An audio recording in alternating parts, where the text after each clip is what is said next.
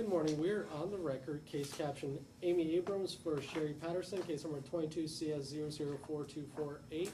Present in the courtroom, we have, this is a continuance of the hearing that we previously had. We were still in Mr. Nolan's case in chief. Present in the courtroom, we have Miss Amy Abrams with her counsel, Mr. Nolan. Is that correct? Yes. And we have Miss Patterson with her attorney, Mr. Hawkins. Is that correct? Yes, sir. Counsel, are you ready to proceed where we picked off? We were in Miss Abrams' testimony. Yes, sir. We are. Miss Abrams, I'll have you take the stand.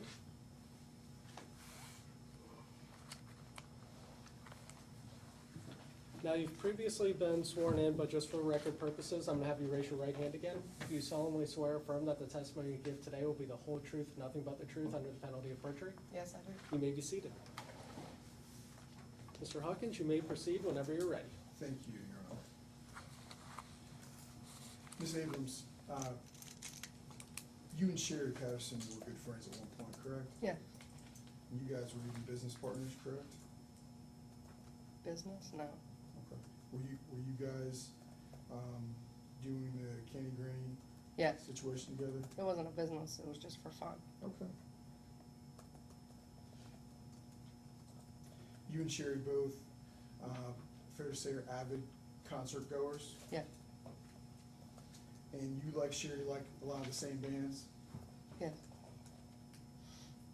And as a result, you guys end up going to a lot of the same concerts, is that fair? Yeah.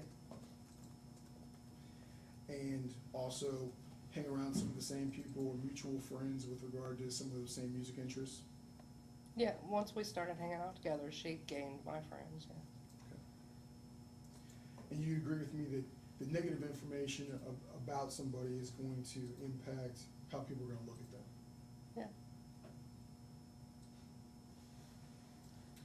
Yeah. Would you agree sharing information about Sherry's criminal history would be negative information? Yes. Her criminal record is negative. You agree sharing information about Sherry having any kind of financial problems would be negative information about her? I suppose so. I mean, it's just the truth. You agree that you and your husband,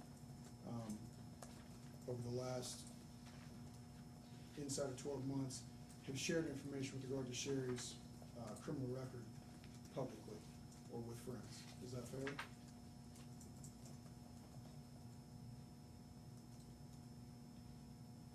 I haven't. My husband speaks for himself, but Okay, with regard to you. I have not. You haven't said anything to any kind of mutual friends or other individuals about my client being a pedophile or my client having had a criminal record? I mean, yeah, probably in conversation. I mean, I'm just referring to where she said I passed out something at a picnic. I did not do it. Okay. And you agree with me that you shared that information or had that discussion on more than one occasion? Yes, people's brought it up to me and I've answered, yeah.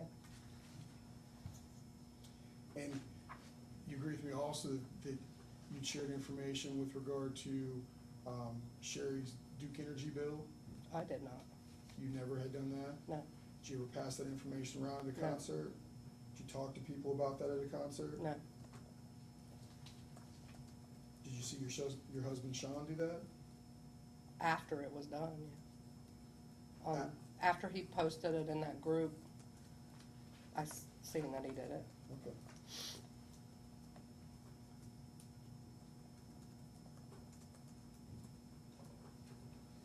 At one point in the last, going back from August or so of 2021 to present, at some point, Sean pushed Sherry, whether it was in jest or not. There was some issue where Sean was pushing on Sherry. Object I with have anything no- Sean did. Overruled. I have no idea what they're talking about. Okay. You're aware though there was discussion, at least, whether you saw it or not, there was some discussion with regard to Sean pushing on Sherry. They kept saying that, and Okay. that's why we started getting in arguments, because it was a lie. Okay.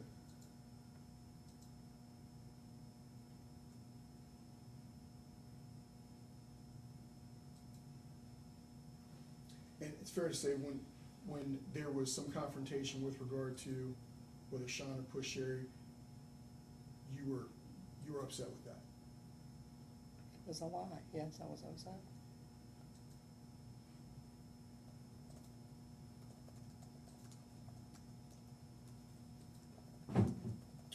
At the Quasi Kings or the Rust Bombs, was there, were you passing around information with regard to Sherry's criminal record or discussing Sherry's criminal record? No. And during your direct testimony with your attorney, you indicated that you had to leave the concert, or leave the Rust Bombs? I was asked to leave, but I didn't leave. Okay. And you weren't forced to leave? No. Okay. Your husband, Sean, he does not work for Rust Bomb as an employee, is that correct? No.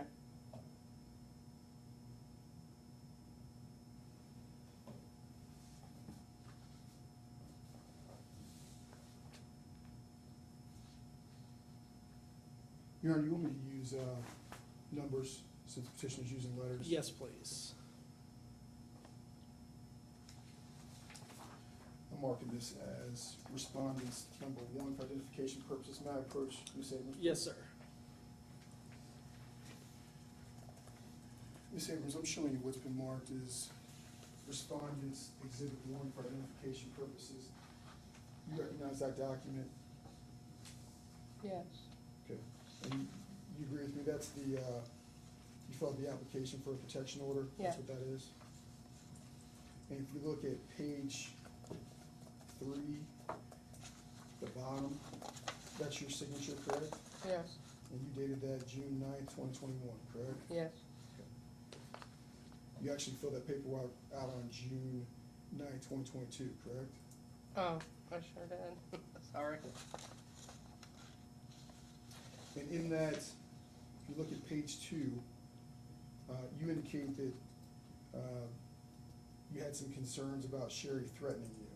You said, quote, "She would destroy me." That was the last conversation I had with her. You did list that, correct? Yes. Okay. And you're indicating that that was back in November or December of 2021, correct? I'm not quite sure when it was. It was sometime after August. Okay. But you put in your paperwork that it was Yeah, that's November- why I put November to December, because I'm not really sure. Okay. Pretty sure it was after she had her liver transplant, but I don't know, it's been so long.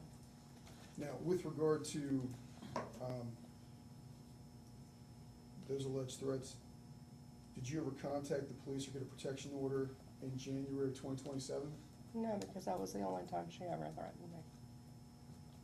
Did you ever go get a protection order back in November or December of 2021? No, Did you go contact the police or get a protection order in February of 2022? no, What about March of 2022? no, Did you contact the police or get a protection order or seek a protection order in April of 2022? no. Did you contact the police or seek a protection order in May of 2022? I've never gotten a protection order or seeked a protection order for Sherry until now. So that's no for May as No, well? for all of everything.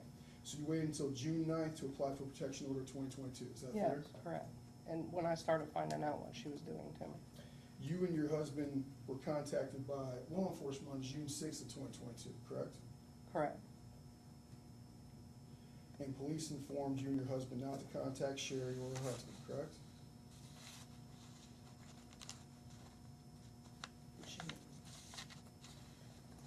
Was that the Mason police? Yes, Mason Police Correct. Department. The Mason police officer indicated do not contact Sherry or her husband, correct? I mean, that was more of a conversation between my husband and the police, not me. Were you also instructed not to contact my client? I don't believe so. I don't even think wasn't that a phone call? I don't even think they came to our house, the Mason police. There's been so many police. Well, you understand though, there was contact with law enforcement on June 6th of 2022, is that I fair? honestly don't remember because they were trying to serve me the protection order at my house all the time on the camera.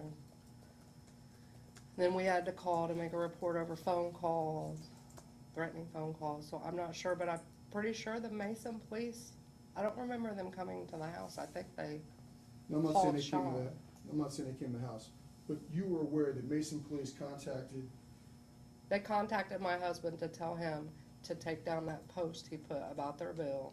okay, about their Duke bill, Yeah, and there would be no issue if he just took it down, that's all I know. and not to contact them.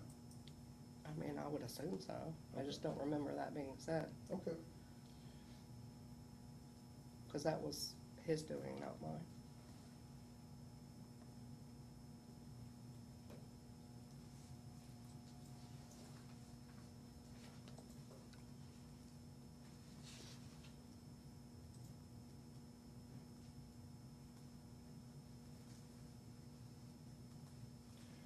I'm showing council, what's already been marked as petitioners J.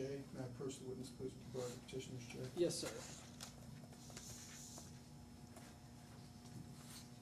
Ms. Abrams, I'm showing you what's already been marked as petitioners exhibit J. And ma'am, if you,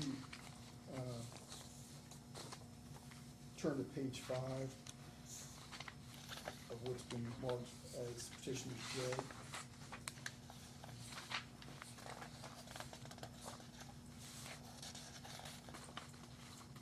And that's where there's the, electric bill.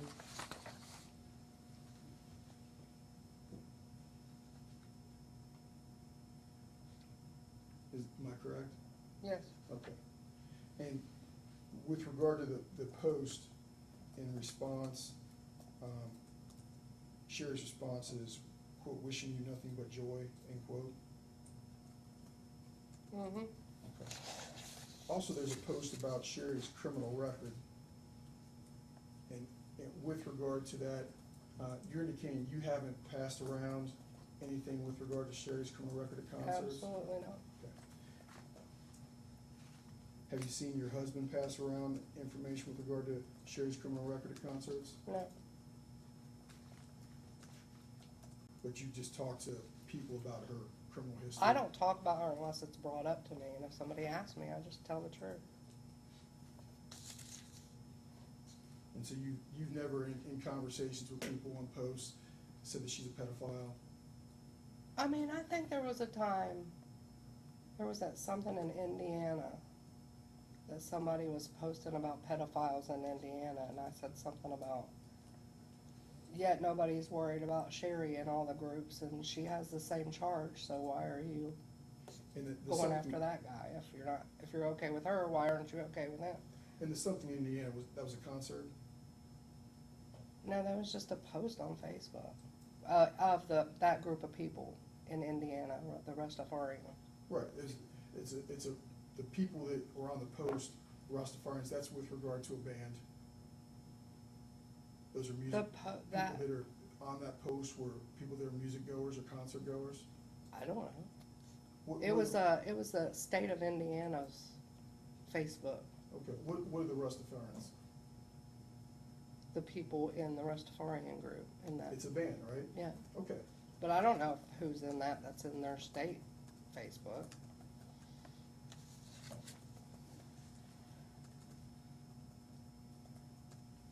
and to be clear, the protection order you saw was 3 days after the contact with law enforcement, correct?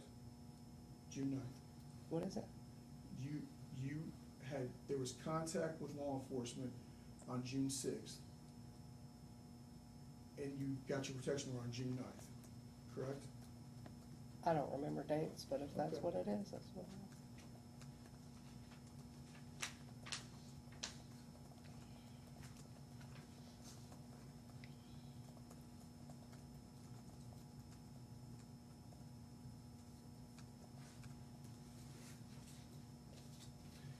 I'm showing council what's been already marked as petitioners exhibit N.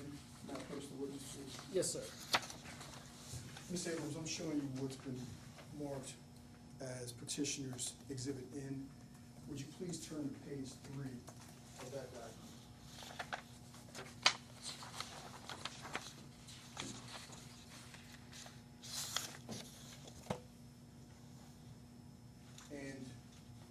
on that document.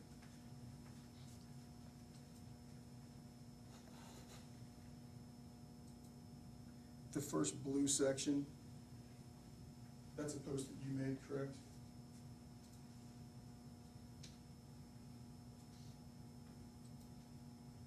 Mm-hmm.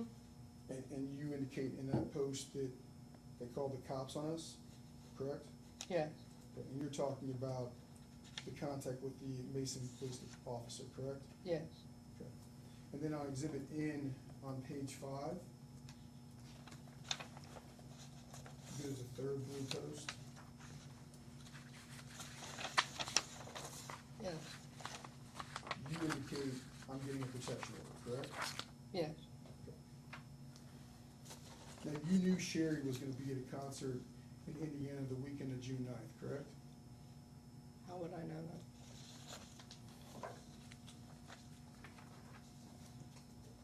I have her blocked, so I don't know what she does, unless people tell me, which I don't want them to, but they do. May I approach the witness? Yes, sir.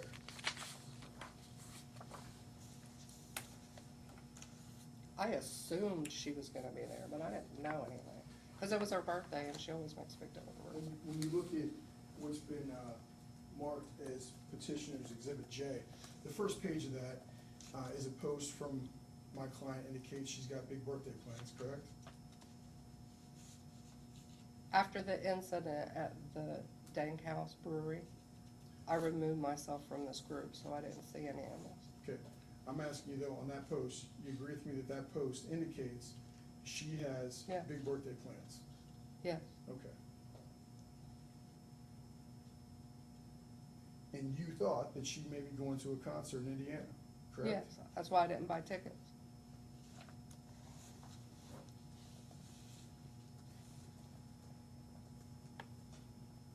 You're saying you didn't buy tickets to that concert? No, You didn't go to that concert? I in did Indiana?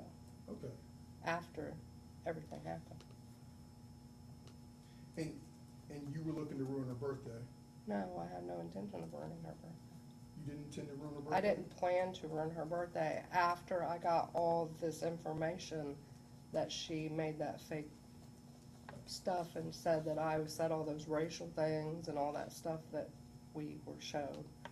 Okay, well, Then I got tickets and said, you know what, I'm not gonna let her keep me from going to see my friends, so I was gonna go.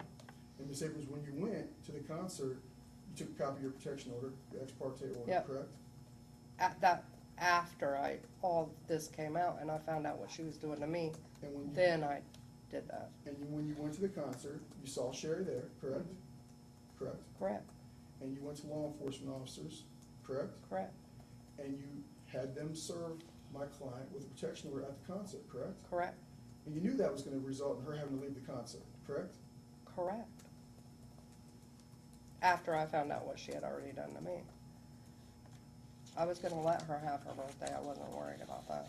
Move to strike everything after, correct? The court will strike the last statement, and that was non-responsive to the question. You believe that Sherry made posts up to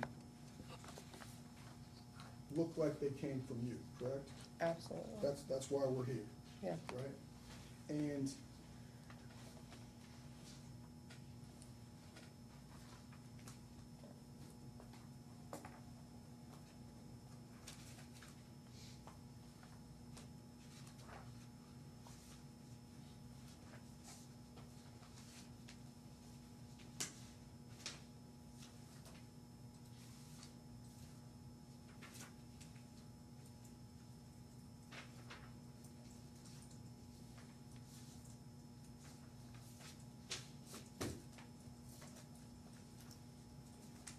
I'm showing counsel what's been marked as petitioner's H.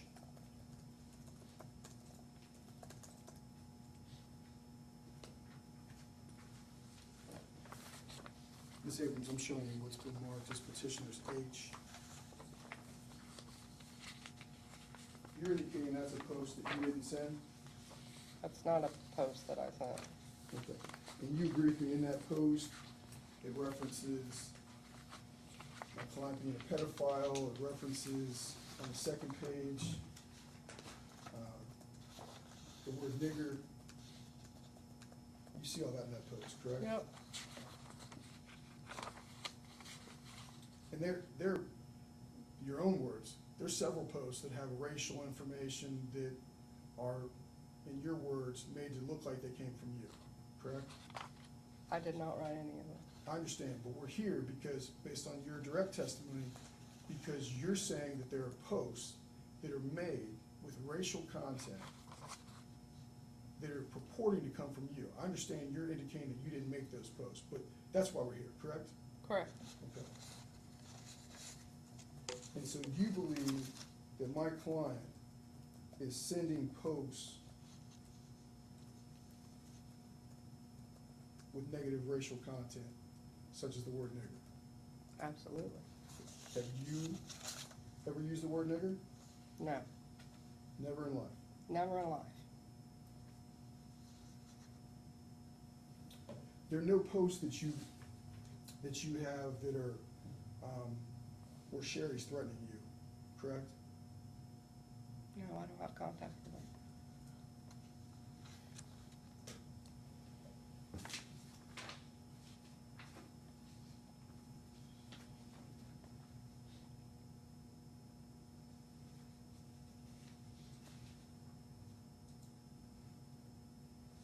Showing opposing counsel was marked as petitioners L.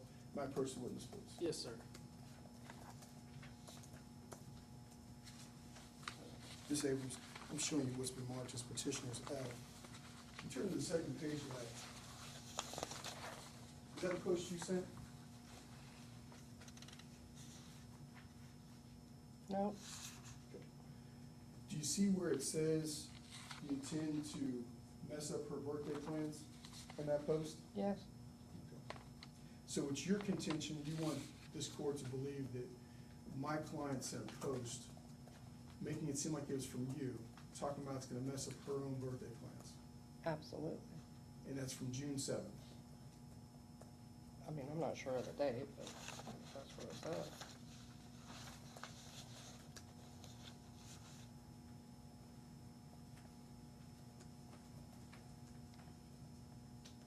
Oh, You agree that says it's from June 7th? if that's what it says, that's what it is.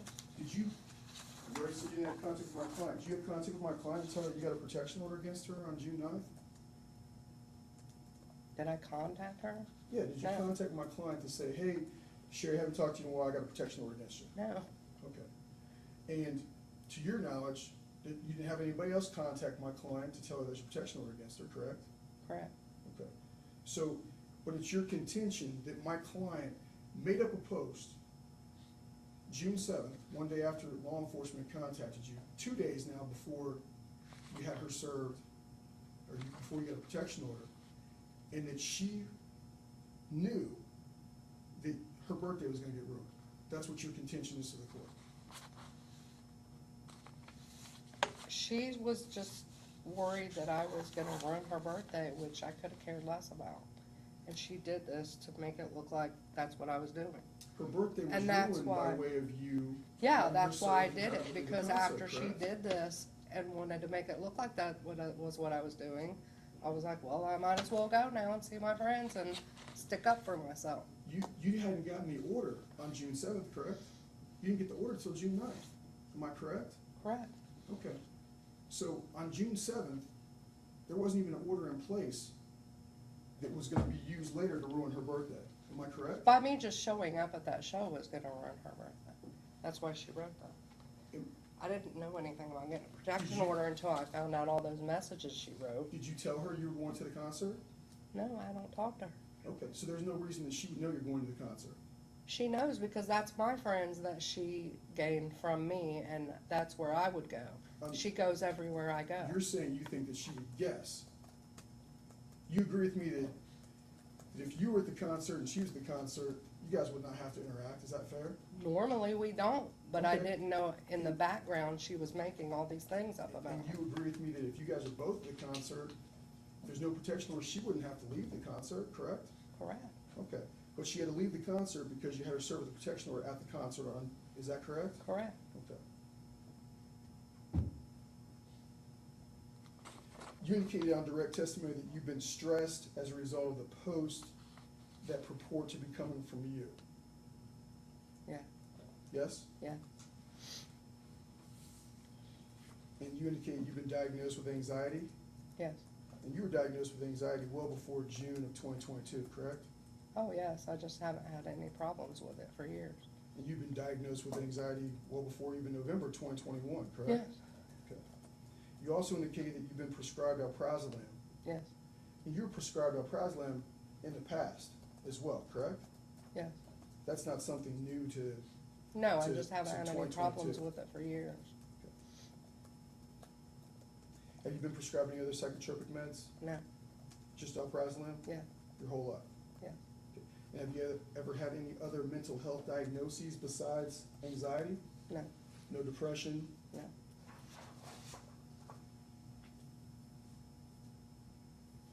Nothing further. Thank you. Thank you very much. Mr. Nolan, redirect.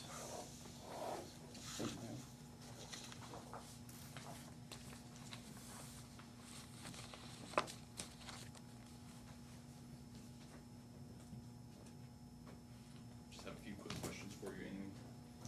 You were asked questions about being contacted by Mason Police. Yeah. Were you ever contacted by Mason Police? No, Okay. Did you ever speak to a Mason police officer about this? I don't believe so. Okay.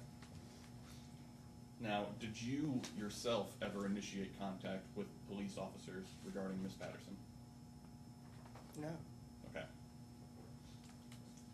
When did you file for this protective order?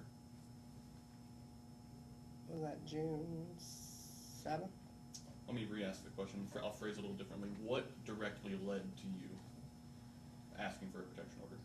When I was sent all the messages that she had made up, looking like me, saying racial things, and Okay. then I knew she was a threat. Before, I wasn't worried about it, I just thought she was being petty. But once I seen she had been doing that for months, then I knew it was a threat. Okay. And then you were shown States Exhibit J. It was a Facebook, States. Petitioner's Exhibit J. It was a Facebook conversation. Do you remember that? Would you like to see it again? Yeah, because I'm Okay. not sure why.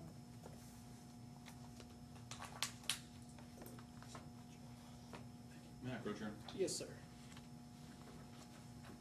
Oh, the birthday, yeah. Do you recognize this post? Yes, Were you involved in this post? not at all, Did you comment on this post? no. Okay. I'm not even in, I wasn't even in that group to see it. I only seen it because I was showed it. Okay. So you never commented on that post? No, Okay. Nothing further. Thank you very much. Any recross on those limited questions? Only thing I'd say is, Ms. Abrams, thank you. You're aware that Mason Police Department at least contacted your husband? yeah, they contacted my husband, he told me that. Thank you very much. Ms. Abrams, you may step down. Mr. Nolan, your next witness. Petitioner will call Sean Abrams. Go ahead. You should be safe, right?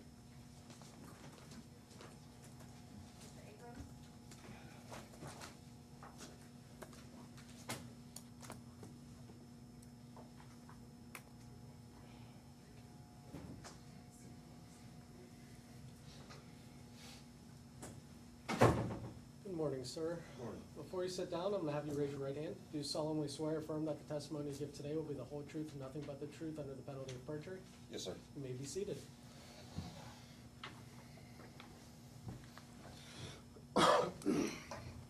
Morning. Please state and spell your name for the record. Sean Abrams, S-H-A-W-N, last name Abrams, A-B-R-A-M-S. Do you know Amy Abrams? Yes, How? she's been my wife for 12 years. Okay. Do you know Sherry Patterson? Yes, How? through my wife. Okay. Can you explain your relationship with Miss Patterson? Yeah, I first met them when I sold them a grill for like $50, like 4 years ago, 4 or 5 years ago, through my wife.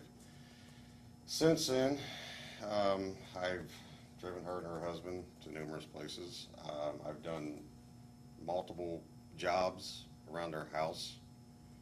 Didn't charge them anything. Basically, I was just The maintenance guy / driver. Would you call yourself friends at any point? More her husband, Lee, Mr. Patterson. Okay. Do you still have a relationship with Miss Patterson? No. How did that end? Basically, we got tired of lies and deceit, so we just backed away. What do you mean by lies and deceit? Basically them lying to people about need money for this and that through PayPal, not PayPal's, GoFundMe's. And when at the time we knew that she had 2 different types of medical and she didn't need the money for medical or medicine because both of those would cover them. Okay.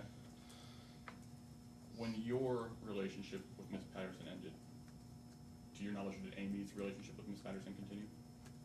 I told her she can do what she wants, but I was done with it. Okay. To your knowledge, did her relationship No. with Miss Patterson continue? Okay. No. Do you know why? Same thing, just the lies, we've always been truthful to everybody we've spoken with, and it's like, you're gonna lie to us over little stuff, so what are you really lying about when the whole picture comes out? Okay. Now, have you noticed any changes in Miss Abrams' life since your Oh, relationship yeah. with Miss Patterson ended? She's not sleeping, she's been depressed.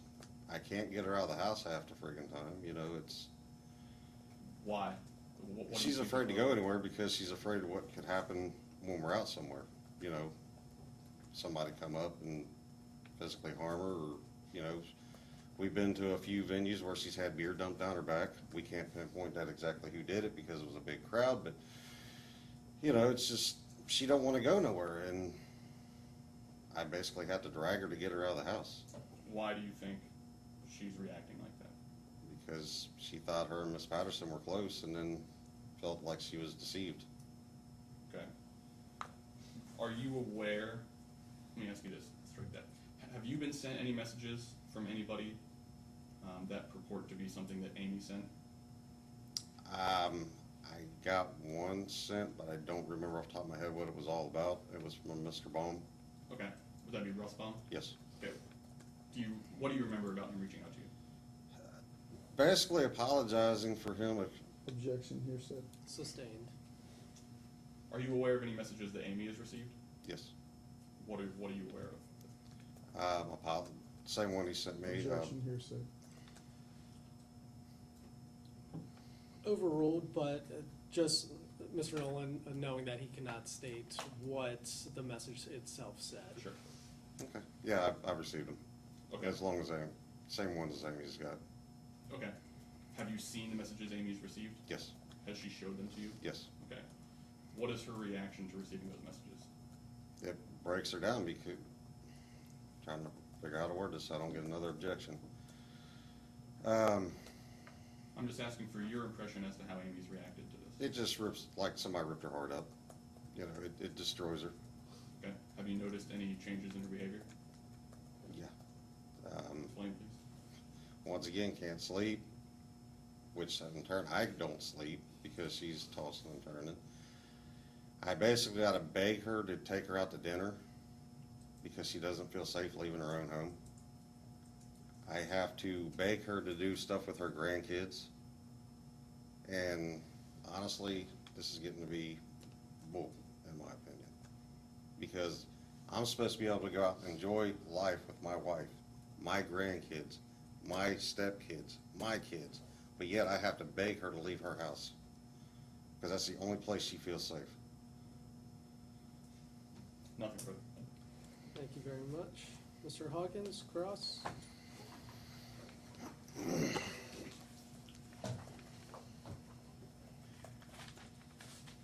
Mr. Abrams, you indicated that you were more friends with Mr. Patterson than my client. Correct.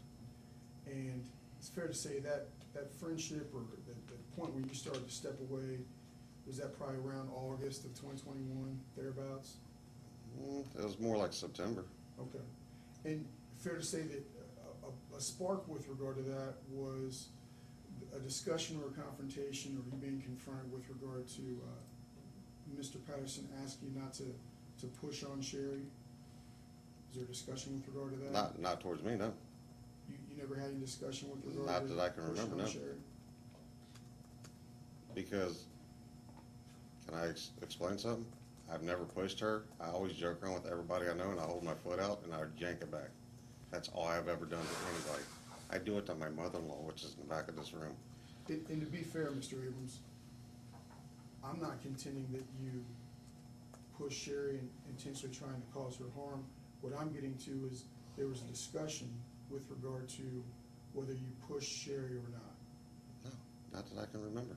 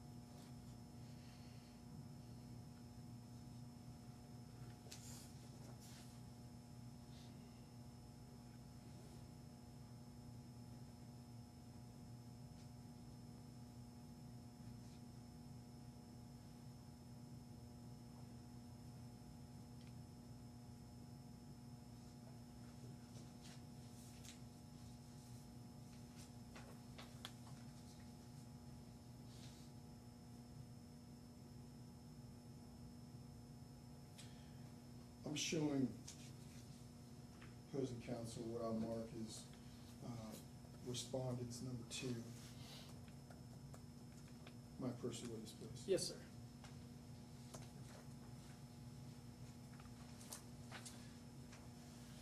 Mr. Abrams, I'm showing you what's been marked as respondents 2. Have you, well, take a look at that.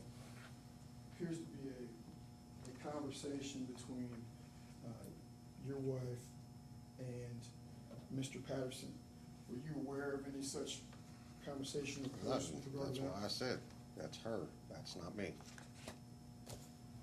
Answer my question. Were you aware of any I conversation? just with- asked you, no. Let Sir. me finish. Sir, so you see the little devices around here with the red lights? Those Yes. are recording devices. Yes, I do. So we can only have one person talking at a time. So Mr. Hawkins will allow you to finish your And I- answer, but you're gonna have to let him finish his question, Okay. because these recording devices will only pick up one voice at a time. And it's very important if there's an objection or an appeal that the transcript has all of the words and sentences that were spoken in court. Sorry, Mr. Hawkins, you may proceed. Thank you, Your Honor. Mr. Abrams, to be clear, I'm not saying that that's your post. I'm asking you if you were aware of communication with regard to your wife and Mr. Patterson with regard to an allegation of you pushing on Sherry. I want to start from the beginning. They text all the time. I don't get in my wife's phone, so I have no knowledge of anything. Okay. And to your understanding, you've had no discussion with Mr. Patterson regarding pushing on Not that On I can Sherry. remember, no. Okay. Mr. Abrams, you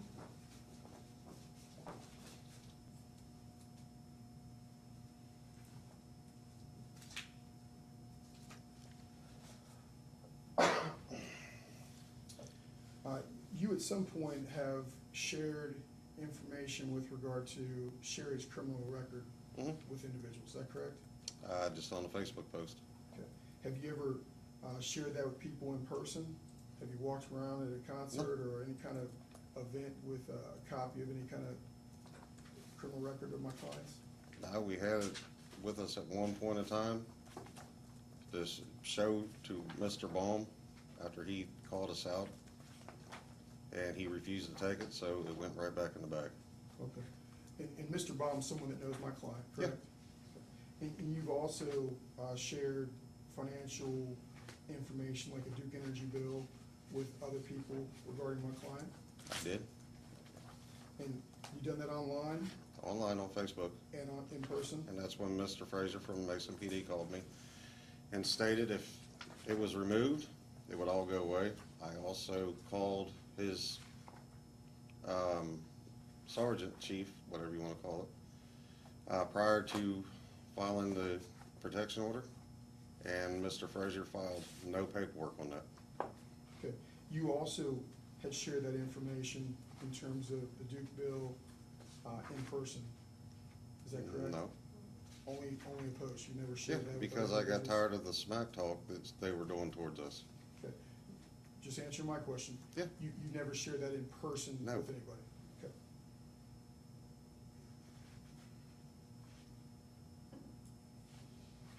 And you sent messages to my client, her husband, correct? Yeah, Okay. And they've sent messages back to you, correct? now are we talking separation or after separation? From, Because From all pre-separation, her husband would ask me to fix this, or this. Okay, afterwards, I got tired of people coming to me and telling me that they were spreading racist rumors about us. So I contacted Mr. Patterson, asking him to stop. Then I heard it kept going on in December, and I told him if he didn't stop, I was gonna file a defamation case towards him.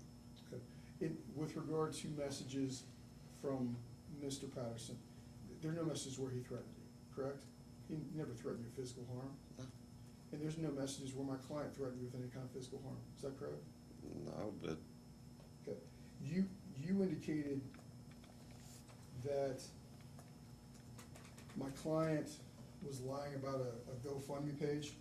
yeah, to our regarding friends. regarding her medical situation? Yes, to our friends. And you've never spoken with any of my client's doctors, have you? I need you to answer out loud, because we're. No. Okay. And you've never reviewed any of my client's medical records, have you?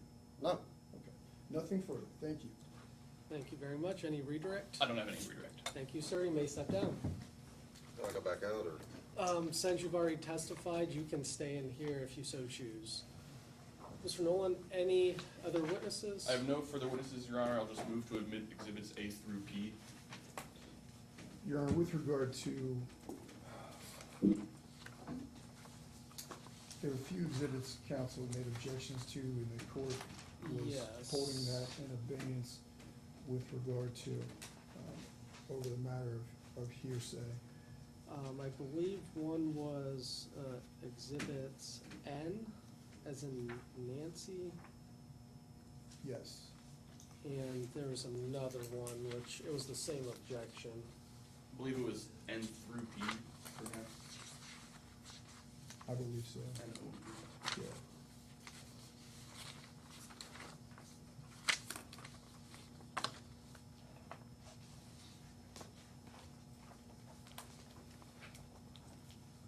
Would you like to new arguments on your objection, or just submit on your previous arguments? I just renewed the objections previously made with regard to these things being hearsay, involving statements made by an individual who would not have had the opportunity to cross-examine and confront. And Your Honor, just briefly, these are not being admitted for any purpose regarding the truth of the matter asserted. These were being admitted. Ms. Abrams testified that she received these messages. She authenticated the messages she received during her direct testimony, and those were the exact same messages that Ms. Patterson authenticated, the same exhibits that were used.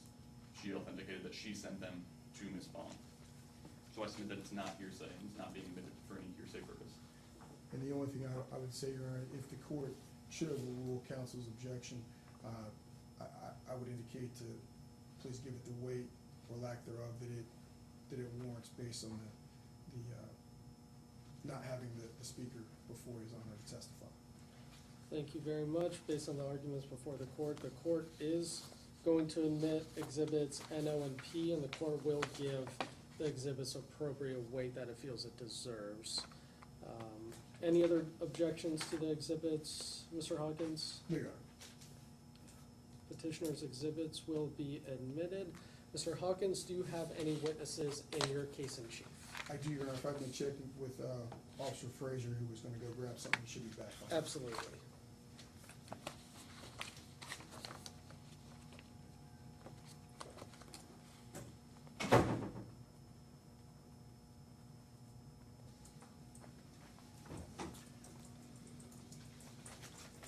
You know, for the record, respondent's calling Officer Ryan Frazier to stay. Officer, I'm going to have you raise your right hand. Do you solemnly swear and affirm that the testimony you give today will be the whole truth and nothing but the truth under the penalty of perjury? Yes. Thank you. You may be seated.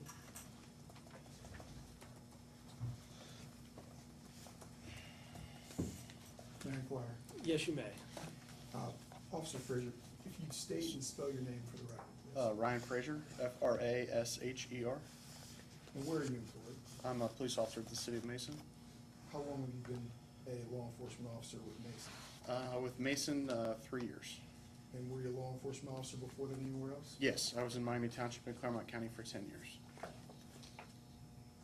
And what are your duties currently at Mason Police Department? Currently, I'm a police detective. I follow up on high-level cases, conduct long-term investigations. Officer Frazier, ask you to direct your attention back to June 6th of 2022, and ask you, did you have any contact with either Mr. Rosalie Patterson or Sherry Patterson? Mr. Patterson, yes. Okay. And can you tell me what that call was regarding? It was regarding a harassment report. Mr. Patterson had indicated that he believed that Mr. Abrams had posted a utility bill on a Facebook page that contained personal information, and he was concerned about the information that was posted, and inquired if we could speak to Mr. Abrams to see about removing the post. And he did indicate that there was some back and forth about some harassment that was ongoing apparently through social media on both sides as well. And what did you do as a result of that information you gained from Mr. Patterson? At that time, I called Mr. Abrams, and I believe he called me back on the early in the morning of the 9th, and we spoke. And I had just told Mr. Abrams that the ongoing harassment issues, most of them seemed like civil in nature and not necessarily criminal. I did caution him about posting the utility bill with the personal information that was listed on the utility bill that was posted online, that it could potentially go into the realm of criminal under a telecommunications harassment. But I did indicate at that time that Mr. Patterson only wanted the matter to be resolved and didn't want to pursue any criminal action at that point. And to your knowledge, did Mr. Abrams take those posts down? Mr. Abrams indicated to me that the posts had already been taken down when we spoke. I believe maybe some administrator of the group that they were in or something had removed it prior to our discussion. Did you give any other instruction to Mr. and Mrs. Abrams with regard to further contact with Sherry or? I did, yes. So I did told the Abrams that the Pattersons didn't want any more contact after that point from them, whether online or in person. And that was June 6th of 2022, correct? I believe that was that was the early morning hours of June the 7th, when I had the conversation with Mr. Abrams. That's correct. Excellent. Thank you. I have no further questions. Council may have some more questions for you. Thank you very much. Mr. Nolan, cross-examination. Good morning, Officer Frazier. Good morning. Just have one question. Have you ever Yes. spoken to Amy Abrams? I have not. Okay, nothing No. further. Thank you very much. Mr. Hawkins, any redirect? No, you're not based on. Thank you very much, sir. You may step down, and thank you for your time. Thank you. Mr. Hawkins, any other witnesses? No, you're not.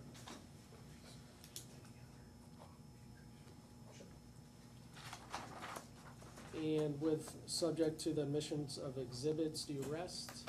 Yes, sir. Okay, so we have respondents exhibit 1 and 2. Any objections, Mr. Nolan? No objection. Respondents exhibit 1 and 2 shall be admitted. Do the parties wish to make closing arguments orally, written, or just submit on the evidence? Your Honor, first I'd like to make a Rule 50A4 motion. I can just submit that. Thank you. And then I would like to argue orally for closing, if that's okay with the court. Thank you very much. And based, for the Rule 54 motion, the court will note that for the record, but the court will deny said motion. Going into closing arguments, Mr. Nolan, your case in chief.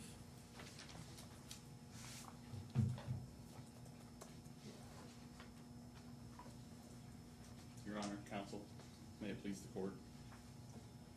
This, in my experience, is an atypical civil stalking protection order case. In my experience, menacing by stalking usually involves somebody showing up to someone's house, threatening them in person, causing mental distress. They don't try to hide their identity. They don't think very hard about what they're doing. It's not calculated. They just show up and do something stupid. And to be completely honest, when I first started reviewing this case, I thought, you know, who cares? It's menacing by stalking, but at least it's not that big of a deal. At least she didn't show up and threaten anybody, or slash tires or break windows. She could have done that. It could have been much worse. There's no physical harm or threats of physical harm. You know, who really cares? I could not have been more wrong. It wasn't until I talked to Amy and Sean that I saw what they'd been through, and I put myself in their shoes, and I thought about how I would feel if this happened to me. And then I realized that this case is far more egregious than the typical case of a civil stalking protection order.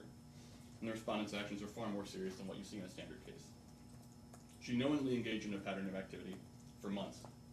She launched a campaign to cause mental distress to Amy. She testified in her own words that she did it to scare her. Her words. And she did cause mental distress to Amy. Remember that Amy testified late last year the respondent told her that she would ruin her the last time they ever spoke to each other. And she tried her best. She created lies. She manufactured messages that made it look like Amy was saying horrible, racist, disgusting things about her friends because she wanted Amy's friends to abandon her, to alienate her, and to hate her. And it almost worked. Amy couldn't figure out why her friends suddenly stopped talking to her. She couldn't figure out why she was being asked to leave concerts. She couldn't figure out why she was being ignored. She couldn't figure out what she had done wrong. But luckily, the respondent got sloppy. She created a fake transcript of a phone call that never happened.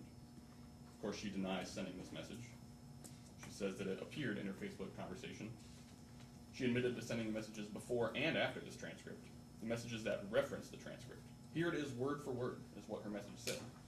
But it wasn't about that transcript. She testified that Amy must have photoshopped that into the conversation. Of course, Amy testified that that message was exactly as she received it. And Your Honor, as you know, you determine the credibility of witnesses. And I submit that Ms. Patterson's testimony did not contain any indicia of credibility. Back to the transcript. Everything about it looked suspicious. It had a cursor from the word processing program left in it. It only had the language from one speaker. It had a fake phone tower ping from a federal division in Lebanon, Ohio, which doesn't exist. Now, there's also these fake Facebook messages that say horrible things and make it look like Amy wrote them, when in reality, Ms. Patterson was the one writing them. Of course, she denies creating these messages too, but Facebook Messenger does not lie, and her profile photo appears in the pictures that she sent, which proves that she is the one who typed this message. Now, of course, she would admit to that. Her excuse for that, again, is that Amy photoshopped her picture into there. Now, frankly, it doesn't matter who sent those fake messages, because Ms. Patterson admitted to sending those messages to Megan Baum, and somebody named Bethy, and who knows who else. But to go one step further, Ms. Patterson committed menacing by stalking even without sending these fake Facebook messages. She admitted during her direct to sending messages to Megan where she lied about Amy and Sean. She lied about federal law enforcement investigations for hate crimes. She lied about meeting with a detective. She lied about prosecutors being involved in the investigation. She lied about Amy and Sean making her feel unsafe at shows. And again, she admitted to sending all of these lies to Megan Baum. And she authenticated all of those messages during her testimony. And again, she testified that she sent all these messages in order to, quote, scare Amy. I'm going to quote the menacing by stalking statute. Revised Code 2903.211A2. No person, through the use of any form of written communication or any electronic method of remotely transferring information, including but not limited to any computer, computer network, computer program, computer system, or telecommunication device, shall post a message or use any intentionally written gesture with the purpose to violate Section A1, which is the purpose to cause mental distress. Now, Section D7 of the statute defines, quote, post a message as, quote, transferring, sending, posting, publishing, disseminating, or otherwise communicating any message or information about an individual, whether done under one's own name, under the name of another, or while impersonating another. Your Honor, I submit the legislature had exactly this type of case in mind when they wrote this law. So the respondent clearly committed menacing by stalking even without the fake Facebook messages. But it wasn't until she sent those ridiculous Photoshop messages to Megan and Russ that the wheels fell off. Russ and Megan realized those were fake, that Amy was not sending them. So after weeks of alienating Amy, they apologized to her, realized that they had been duped, and they sent all these messages to Amy so she knew what was happening. And Amy immediately came here and filed for a protective order. The respondent never planned on getting caught, but thank goodness she slipped up, or Amy would still be wondering why her friends stopped talking to her, why she was no longer welcome at shows, why her entire life had changed for no discernible reason, and all of it causing her distress. She couldn't sleep. She was afraid the respondent had something to do with it, but she couldn't prove it. All she could think about was what the respondent told her the last time they spoke to each other. I will ruin you. She was afraid to go anywhere in fear she would see the respondent. She stopped going to stores where she knew the respondent shopped. She was afraid to leave her house. She was afraid to go to concerts because she knew the respondent would be there. But then after these messages were sent to her, her stress became even more serious. She has no idea who else the respondent has sent these messages to. She has no idea who thinks she has said these horrible things. She has no idea who thinks she's being federally investigated for hate crimes. She has no idea who among her friends no longer trust her. And the respondent is directly responsible for all of this. And Amy is entitled to a protective order. Amy has demonstrated by more than a preponderance of the evidence that the respondent acted knowingly. She wanted to cause Amy mental distress. She intentionally engaged in a campaign to ruin Amy. She created fake transcripts. She wrote racist messages and photoshopped Amy's name onto them. She lied about law enforcement investigations. She made Amy's friends turn against her. And everything that she did caused Amy severe mental distress, which you observed from Amy and Sean's testimony. The respondent's actions go beyond all bounds of human decency. This is a word I don't use often, but they are, frankly, evil. She must be held responsible. On behalf of Amy Abrams, Sean Abrams, and Margaret Cox, Amy's mother, I'm requesting that this court impose a protection order with the maximum allowable term of 5 years. In addition to the standard terms of a civil protection order, stay-away order, no contact, I'm asking for an order requiring the respondent to delete any content that includes or involves any mention of Amy and Sean. I'm also asking, pursuant to the Supreme Court of Ohio's ruling in Bay v. Rossawere, which is 161 Ohio State 3rd 79, I'm asking for a judicial determination that the content published by Ms. Patterson is defamatory and an order preventing the respondent from publishing any other content about Amy. Thank you. Thank you very much. Mr. Hawkins, closing arguments. May it please the court, counsel, Ms. Abrams, Ms. Patterson. Your Honor, first off, the order that was requested by Ms. Abrams also lists Sean Abrams and Margaret Cox as protected parties. There's nothing that's been presented to the court that would indicate that they have been in any kind of situation where there's been distress caused or threats brought upon them. So I would ask that there be no consideration with regard to them being protected parties in this situation. The reality in this situation is this is a simple case of payback. That's what this is. The petitioner's argument in terms of my client saying anything that is false or not true merely can state and come to posts that are made where my client supposedly is saying, hey, prosecutors involved or there's a federal officer involved, which were not to Miss Abrams, but were to another individual with the purpose, you heard in my client's testimony, not to cause distress or to cause threat or harm to Miss Abrams, but to stop the behavior of all the posts that Miss Abrams has been putting out. And so when you're looking at the Ohio Revised Code with regard to 2903.211, and you're looking at, you know, subsection A1 and A2, those actions are not what that's talking about. That code section is talking about people that are threatening an individual, people that are intentionally trying to cause that person harm. Really, the converse of what my client had gone through with regard to the posts that have been out there.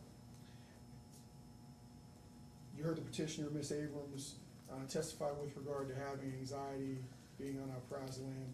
You also heard her testify that she's been diagnosed with anxiety for years past, and she's been on psychotropic meds for years past. I submit to you that the evidence of her having any kind of additional stress or anxiety right now comes back to the fact that on June 6th, law enforcement contacted her husband and gave a message to her and her husband to not have contact with the Pattersons. That's what's called stress. Again, this is about payback. Ms. Abrams has claimed in her civil protection order application that she was threatened back in November or December of 2021. She took zero action. She didn't call the police, she didn't make a record, she didn't get a civil protection order, she did nothing. There's nothing that substantiates that claim. And in fact, actions show that it's not true.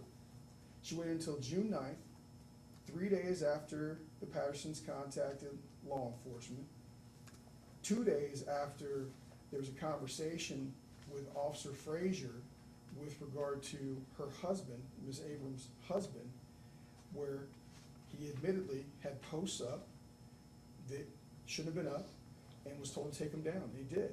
And the last thing you heard from Officer Frazier was there was an instruction given, be it given through Mr. Abrams to Ms. Abrams or Ms. Abrams directly, there was an instruction given for the Abrams to no longer have contact with my client and her husband. That was on June the 7th.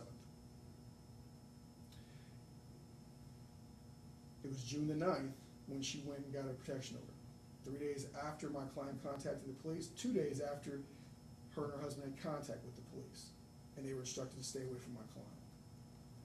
It's not a coincidence that 6 or 7 months went by before action took place from the Abrams. Ms. Abrams claims that my client made these posts of these horrible things about Sherry that are racist, that are discussing my client being a pedophile, and there's absolutely no proof of that. None. You have not seen or heard from an expert in information technology to come through and say, yes, this is a doctored thing, or this came from this other poster. There's nothing that's come through to indicate any kind of tracking electronically of anything of that sort. The reality is,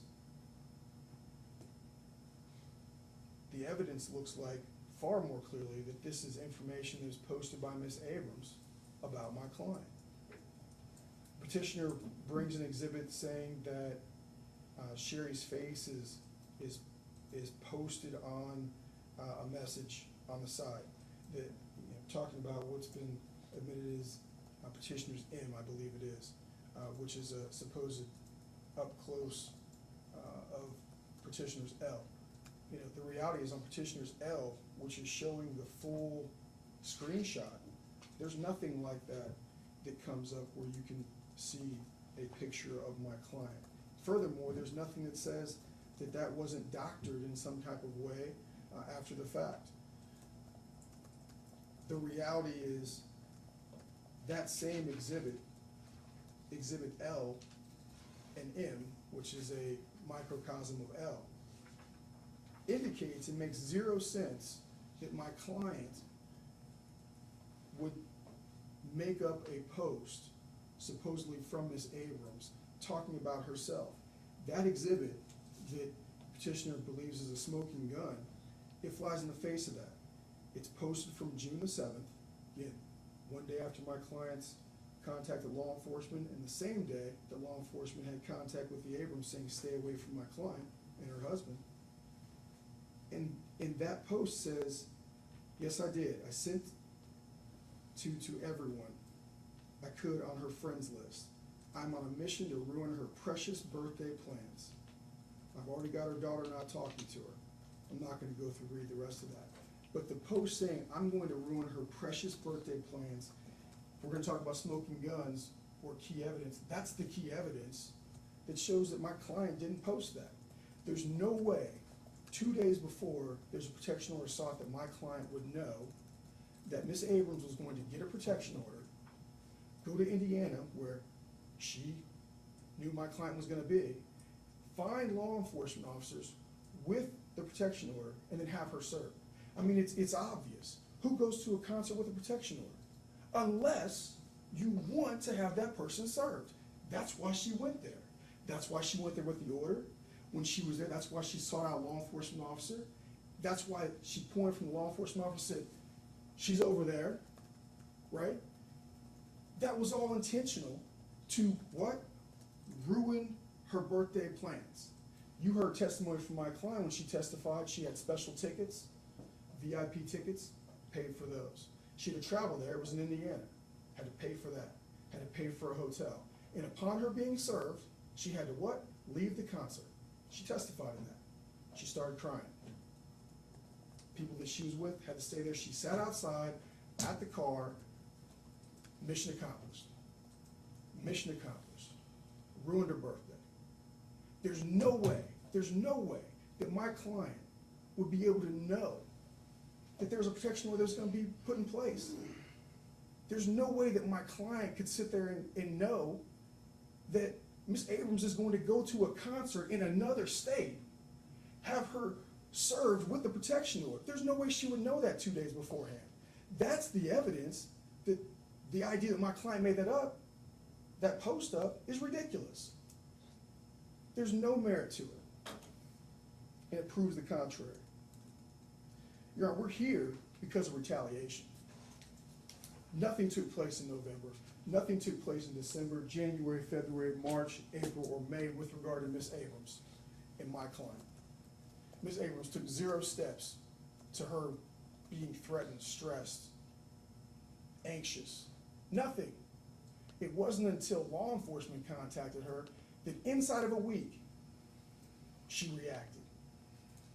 And that's why we're here. I don't have to tell His Honor this.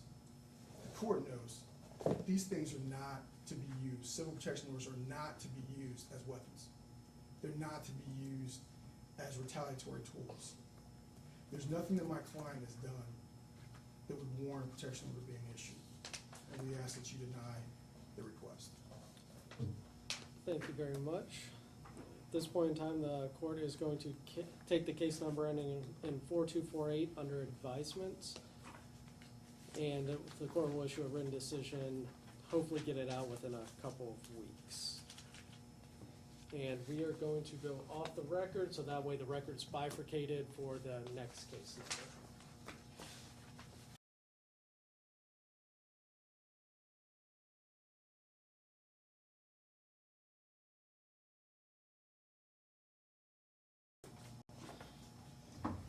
We are back on the record. Case caption Patterson versus Abrams, case number 22 CS 4251. Ms. Patterson was in the middle of her direct testimony, and Ms. Patterson was previously sworn in under oath.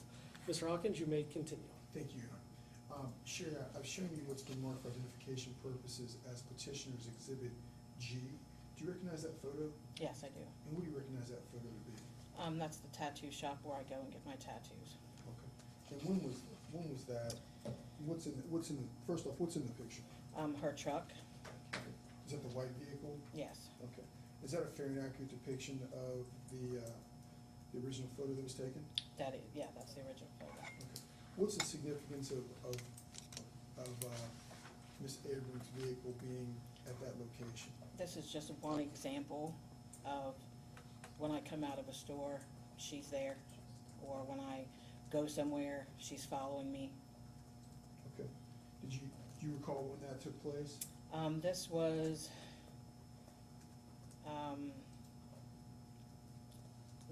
June, end of June, maybe.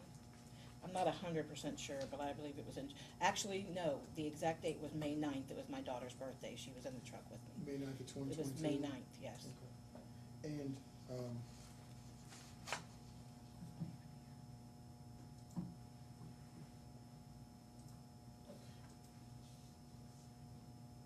you're saying that's happened on more than one occasion? Multiple occasions. I'm gonna mark this as petitioner's exhibit H. I'm showing you what's been marked as petitioner's H. Do you recognize that document? Yes. And what is that message? This is the two, the things that are semicircled are the two anonymous people who sent me these messages with her names on them. Is that your writing on that document? Yeah, messages I received. I have no idea who these people are. Okay, what are those, first off, when did you receive those messages? I received these messages on June, it was the day we called the police, so June the 6th. Okay, and what's that, what are these posts indicating? First off, who they purport to be from? They, from Amy Cox Abrams. Okay, and what are these messages indicating? They're saying,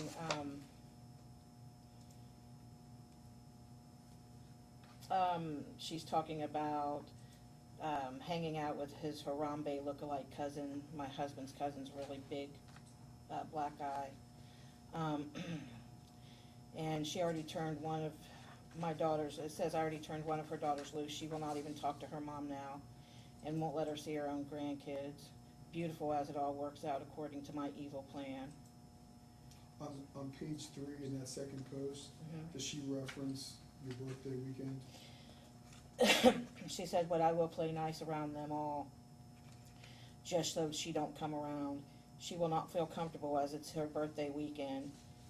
He, none of them people pay their bills. I heard Brandy and Eric and all of them were doing drugs the night the man died in their camper.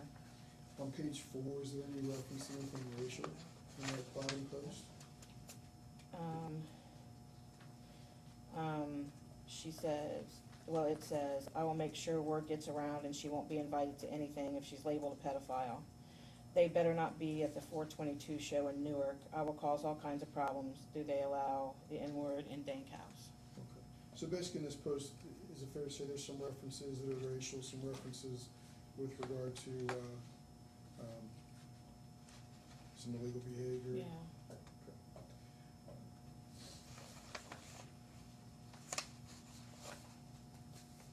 For identification purposes, marking this as petitioner's I, and showing counsel what's been marked as petitioner's I.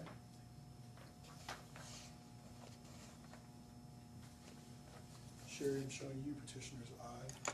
Take a moment to familiarize yourself with that and tell the court what that is.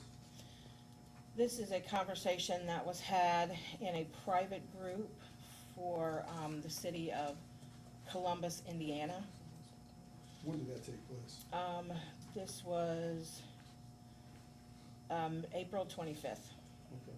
And are you discussed at all in that post by Ms. Abrams? Yes, they were talking about the town in general in Indiana. A mutual friend of ours said, so glad I left that town.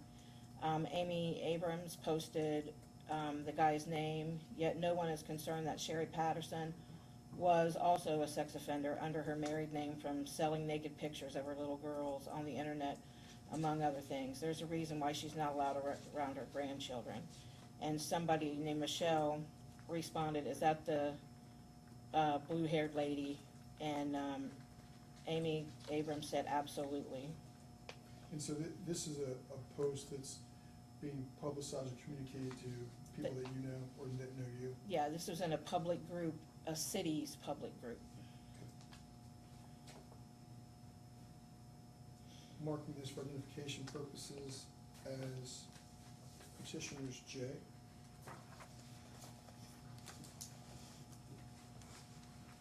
Show you what's been marked as petitioners J for identification purposes.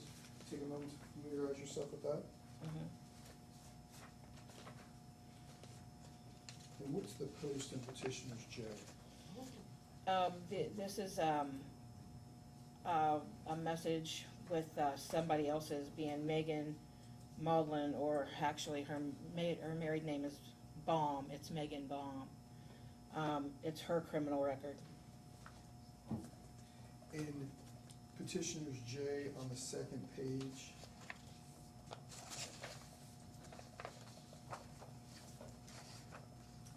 is that who's making that post? It looks like Amy Cox Abrams. And is she referencing anything with regard to birthday plans? Yeah, it said, yes, I did. I sent to everyone I could on her friends list.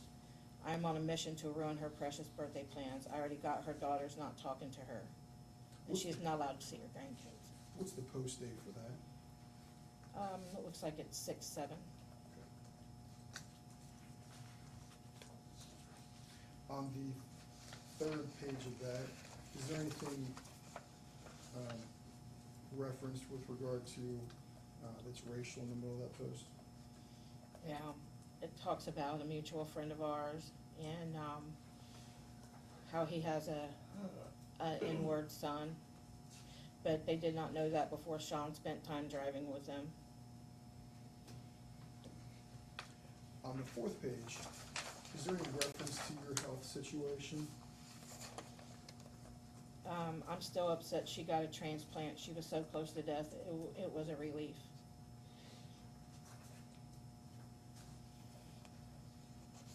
Did you make that post? Absolutely not. Marking this as petitioners K for identification purposes. And Sherry, I'm showing you what's been marked as petitioners K for identification purposes. Yeah. You take a moment to familiarize yourself with that. Do you recognize that first page of that post? Yes, this is what I posted. Okay. And what'd you post? Just for, I posted celebrating my birthday big at JD Legends, who's with me, and this concert was going to be on Saturday night, opposed to the one that was on Friday night that I was removed from. So I had bought tickets to the VIP area at JD Legends as well, and I had posted under that for my friends to see that, just an FYI, contrary to popular belief, I'm not a pedophile or a chomo. I don't sell kids, and I was joking, but I said, but I will kick one. I'm also not a murderer, or spy, or an undercover cop, certainly not a member of the KKK or Aryan Nation. I've been to prison, but I'm not dangerous or mean or hardened. Anything else I'm probably guilty of, that is all. And on the, if you look at that post, on the third page of that post, is there any, Yeah, Sean Abrams replied to me and said, that's funny you say this, but we all have people that you know very well with a different story. And the lies you have spread about us, but that's okay. I know it's all bullshit. I've kept my mouth shut, and I'm letting everyone know the truth until you retract the BS you have spread about us, and we did nothing but busted our rears helping you guys, and until you started taking money from innocent people, and he posted my record, my former record from 20 years ago. okay. And with regard to your response to Mr. Abrams, did you threaten him at all? No, absolutely not. I just said, who printed this up? Y'all be making me laugh. And the second to last post on that fourth page, what response did you give Mr. Abrams? On the same page? Yeah. I said 2 seconds before I start posting messages I've been sent, and then I said, nah, you know what? I'm better than that. Peace, love, and light to you.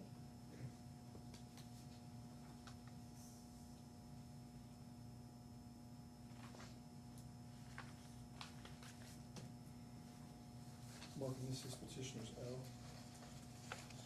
Sherry, showing you what's been marked as petitioners L. You recognize that document? Yes. Who you recognize that document? This is my cousin who sent me a message that Amy had posted on my sister's Facebook wall. And what's that message indicating? She had posted, just remember the people who have commented, because I had commented on it, are as clueless as we once were. It will never stop. She'll just find new clueless victims to give her attention she craves. We all know the truth. I'm not wasting any more energy on it. Okay. And that post was from who? That was from my cousin Debbie, who screenshotted it and sent it to me. Okay. It was on my sister's wall. Showing you what's been marked as petitioner's exhibit M for identification purposes. And Sherry, I'm showing you what's been marked as petitioner's M for identification purposes. You recognize that document? Yes, I do. What is that document? It is our LLC articles of origin for our When you say business. ours, whose ours? Me and my husband's. Is that a fair and accurate depiction of the original? That is correct, yes. Okay. Is that something you kept in the ordinary course of business? Oh, yeah. Okay, and tell me about the LLC. What is its purpose? What does it do? We are life and relationship coaches. We talk to people all over the world via Zoom. We've been doing this since 2011. We got runner-up with the Better Business Bureau for Spotlight Award. Our business has been very successful. Now, there have been several posts that we went through with regard to those exhibits. Some of them referencing prior records, some of them referencing calling you pedophiles, some of them referencing financial information. How do those posts make you feel? I just can't believe that they were putting my and my husband's personal life all over the internet, and I was just stunned. I would never have done that. How did it impact you? I mean, our business was impacted as people were seeing messages, and we had thousands of dollars worth of cancellations until we got it worked out. She went to my daughter's home and they discussed our business and everything. So were you aware of Ms. Abrams saying other negative things about you Yeah. besides just the post? Yeah, What- she's what telling was she everybody saying? our business is fake, that we hustle people, and, I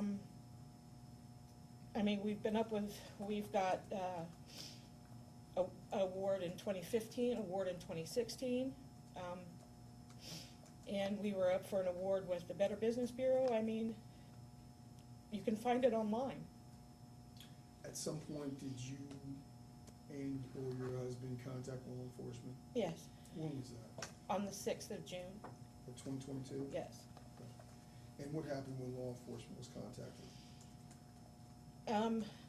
My husband explained to them that we were just so tired of getting all of these messages and things going on, that we just wanted it to stop. What police department did you call? He called the Mason Police Department. Okay. And what was going on specifically? I know you're saying there was a series of things that had happened, but was there something that was going on at that time on June 6th that We you were had trying to address? received these messages, the 6th and the 7th and the 8th. I received a bunch of them. They were all the same, just from different people, stating that I should see this. And my birthday was coming. I was planning on that. And When's your birthday? June the 12th. So What I were you had doing? a concert scheduled for Fridays, concert scheduled for Saturday, and Sunday we were spending with my family. What concert did you go to? Friday night was Tropidelic, the Quasi Kings, and Russ Baum. Saturday was supposed to be Russ Baum and Kyle Smith Where was the Tropidelic and Russ Baum concert on Friday? at the Hi-Fi Annex in Indiana. How far away is that location from It's where about you live? about a 2.5 hour drive. Did you get special tickets? Yes. What do you get with those special tickets? We got the VIP area. And does that allow you to have access to the band? Or? Yeah. How much do you think you paid for your tickets? It was $270 when we were all said and done. And had you posted anything about your birthday plans? Yes, I did. What happened when you were at the concert? I had my 14-year-old son with me and his friend who had never been to a concert before.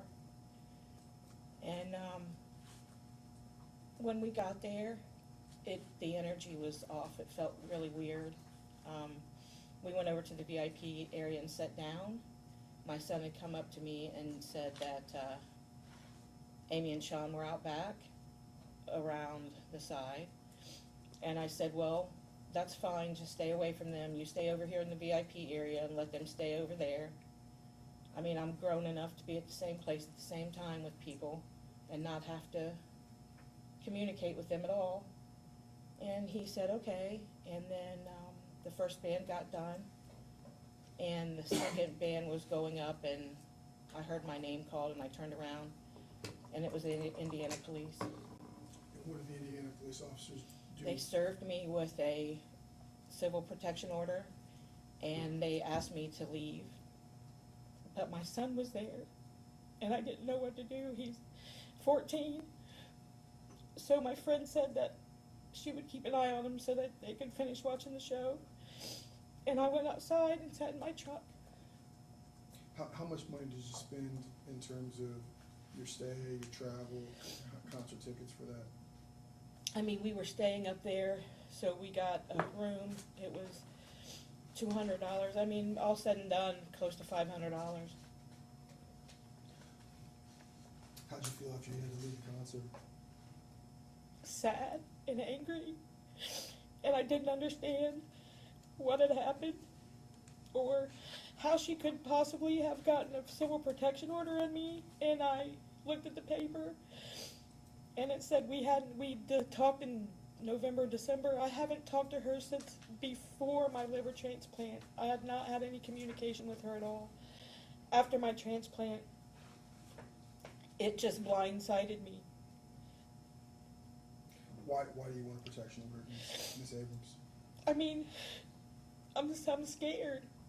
She's texted my 14-year-old asking for a birthday present that she gave me back. He's scared. This is over the line. You say this when you were These present. messages are just over the line that were put out, and I'm married to a black man. I could never use the N-word. And my family is tore apart. She went to my daughter's. She sat and talked to my daughter and brought up everything that happened 20 years ago. And now I can no longer see my grandchildren. And I was so close to them. And why would you go to my family's house? Why would you text my kids? And Sean Abrams is always going on about how he has a CCW and she carries a gun on her. And when racism's involved, it's just really scary. And I don't want anything to happen to me or my kids or my grandkids. Why are you seeking a protection order for Cameron Lease? She texted him over a guitar that she gave him for his birthday. Talking about Amy? Yes. And How old's Cameron? 14. And what'd she say? She said that she would come and get it, or she would buy it back. That if he ever wanted to get rid of it, to get a hold of her. And he's pretty much destroyed it. He's afraid. Why are you seeking a protection order for Mr. Rosalie Patterson? Because he's black. And things tend to get really out of hand when racism's involved, and this is my first real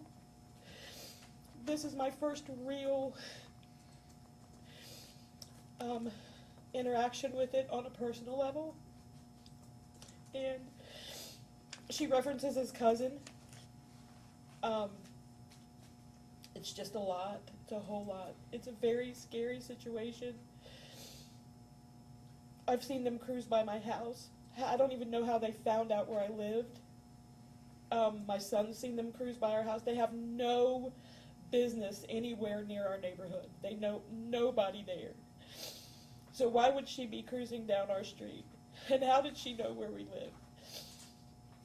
And there's so much of how did she know a lot of things. How did it make you feel when your criminal record was discussed and publicized by Amy Abrams? It made me feel horrible because the things that they brought up were not things I was convicted of. Those are things I was charged with that they dropped off, that they dismissed. The things that I was charged with is what I went to prison for. My kids all visited me when I was there. We had a lot of issues. We went through serious counseling, and we had healed from it. My family had healed.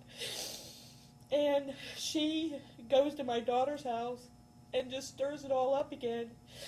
And now we're right back where we were 20 years ago.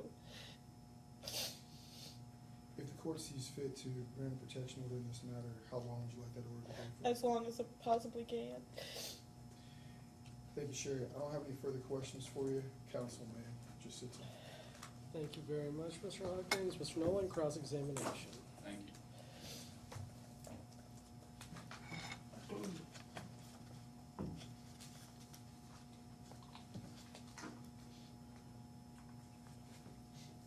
Ms. Patterson, you came to court and asked for a protection order on June 14th, is that correct? That's correct. Okay, and that was after you had been served with the protection order against you? That is correct. Okay.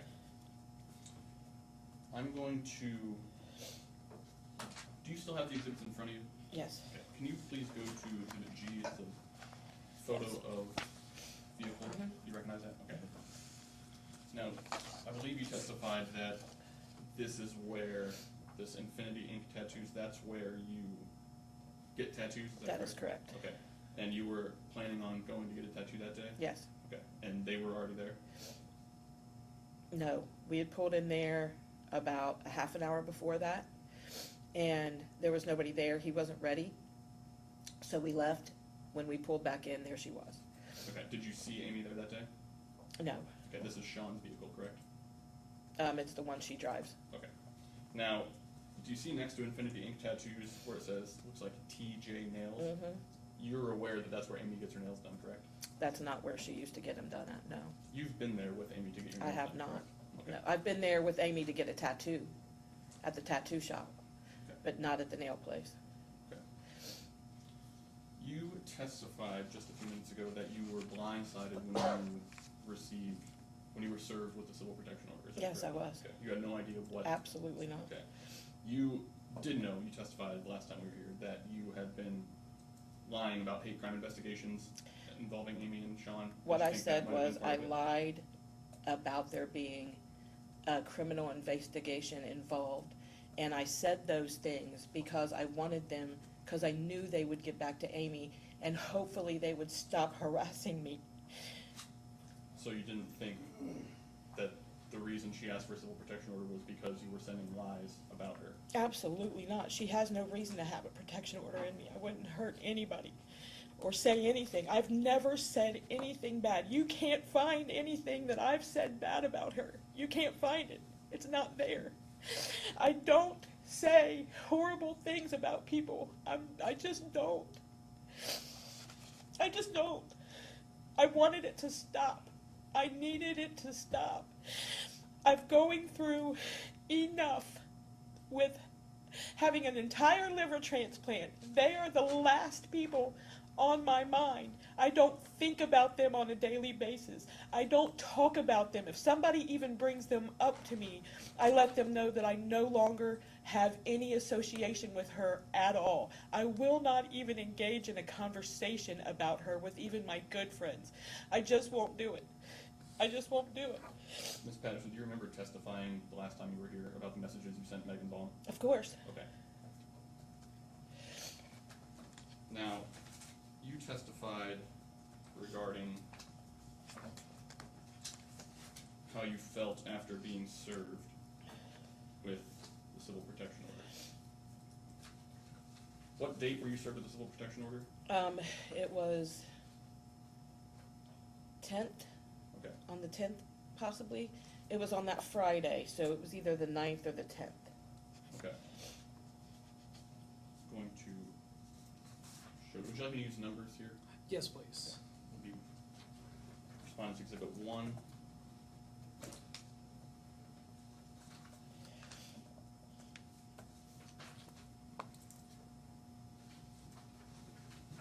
May I approach, Your Honor? Yes, sir. Thank you.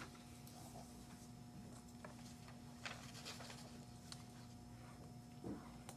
Patterson, do you recognize this post? Yes, I do. Okay. Is this from your Facebook page? That is correct. Okay.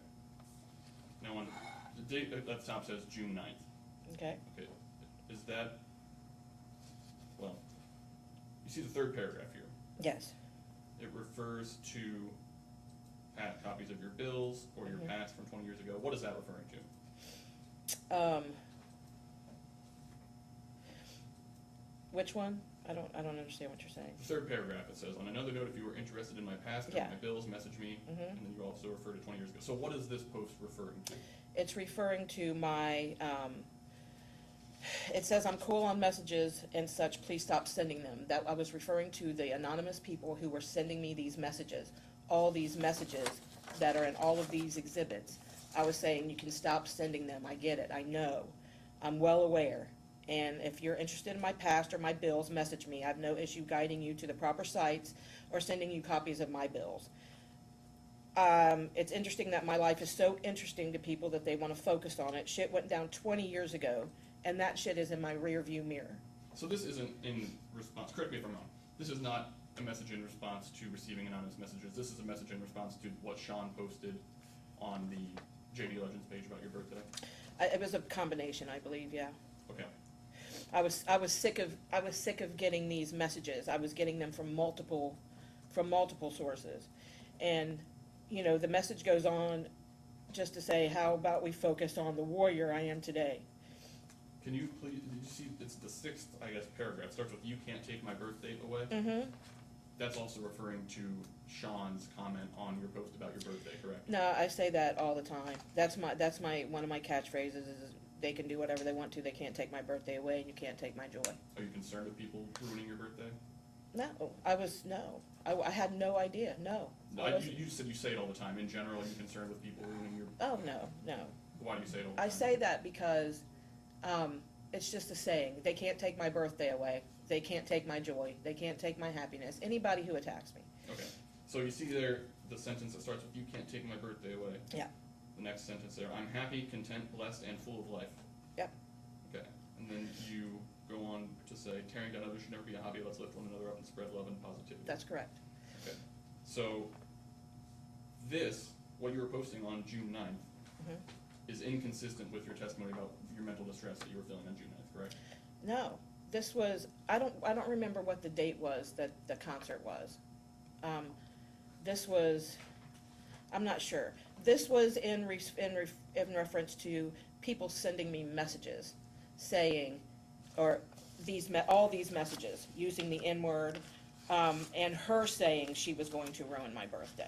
The third paragraph there talks about past or bills or shit that went down 20 years ago, and that's referring to My your criminal case. record and the electric bill that Sean posted on That's Facebook correct. posts, right? So after you testified earlier that receiving those, seeing those posted caused you mental distress. They did. But what you were saying here in the same post where you're referencing that is inconsistent with your testimony of it causing you mental distress. Is that correct? No, I don't understand how that is Earlier you contradictory, earlier you because I was testified- so upset that I So the same caveat, only one individual can be talking at a time. Okay. You can go ahead and finish if you're. This was me venting. Why would I, if I wasn't under distress, why would I even make a post? You post all the time, correct? Say, I do, yes. Okay, so in this post, you stated, "I'm happy, content, blessed, and full of life." That's right. That is inconsistent with being mentally distressed, correct? Absolutely not. If I've turned this into something that I'm going to leave in my rear view, right? And I'm happy with my life in general. I've got a new lease on life. I was in hospice care. You've got to understand that I'm thankful and I'm grateful and I'm happy and my life is wonderful. I didn't have one and I was going to die. So of course I'm happy. I have an amazing husband. I have an amazing son. I am happy. I'm happy. I'm full of joy. I'm full of gratitude. That's why this makes no sense to me. I am full of happiness and joy, and this is doing nothing but trying to take that from me, and they can't take that from me. They just can't.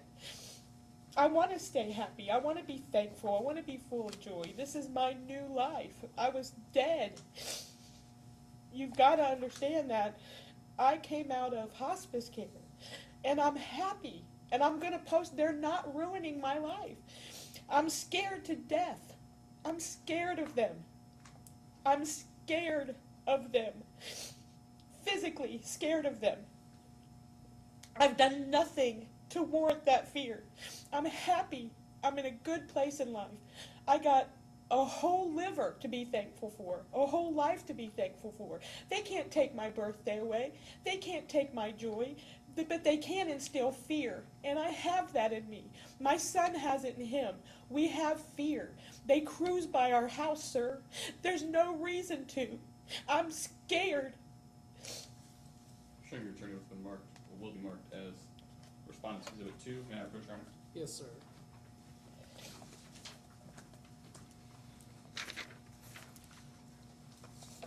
Do you recognize this post? Yep. This was posted on July 3rd. Mm-hmm.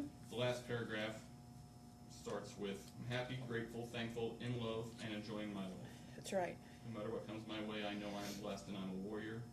I have no need to defend anything in my life or feel as I am a victim. I am not." That's correct. So that, your post from July 3rd is inconsistent with having mental distress. Oh, is it? I'm So, asking you. absolutely not. No. You can definitely have mental distress and be happy and be blessed and be thankful that you've been given a second life. You can still be in fear of somebody and be happy and grateful and in love.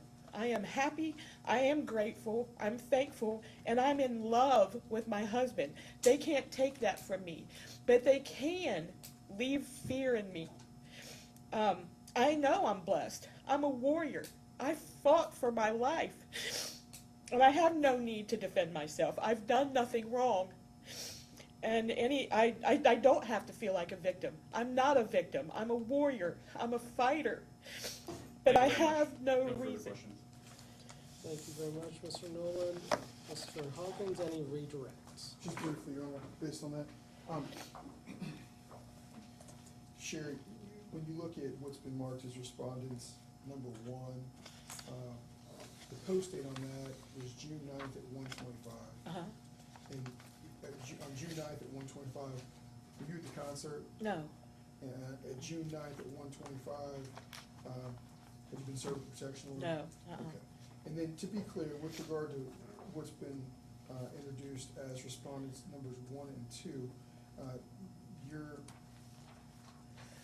this is these are posts that are reactionary to having dealt with some negative things, is that correct? Yeah. And are these posts where you're trying to turn around emotions and sort of give yourself a pep talk? Yeah, for sure. To be clear, if you dwell on negativity emotionally, how does that impact you in terms of your health, if at all? It makes you not want to sleep. It makes you can't sleep. It makes you up all night. It makes you anxious and worried. And more specifically, does it impact your liver if you have stress and negativity on you? very much so. Okay. And to what extent that you've been experiencing? I have a biopsy tomorrow because my body's rejecting my liver. Nothing further. No recross. Thank you very much. Ma'am, you may step down. Mr. Hawkins, next witness. Your Honor, we'll call Rosalie Patterson. I'll grab it. Thank you very much.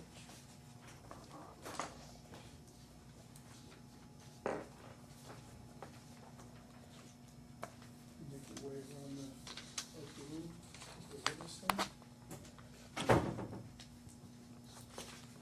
Before you sit down, I'm gonna have you raise your right hand. Do you solemnly swear or affirm that the testimony you give today will be the whole truth, nothing but the truth, under the penalty of perjury? That's right. You may sit down.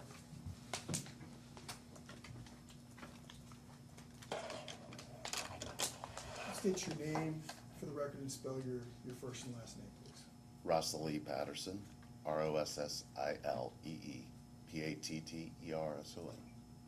And are you married, sir? Yes. To whom are you married? Sherry Lynn Patterson. How long have you been married?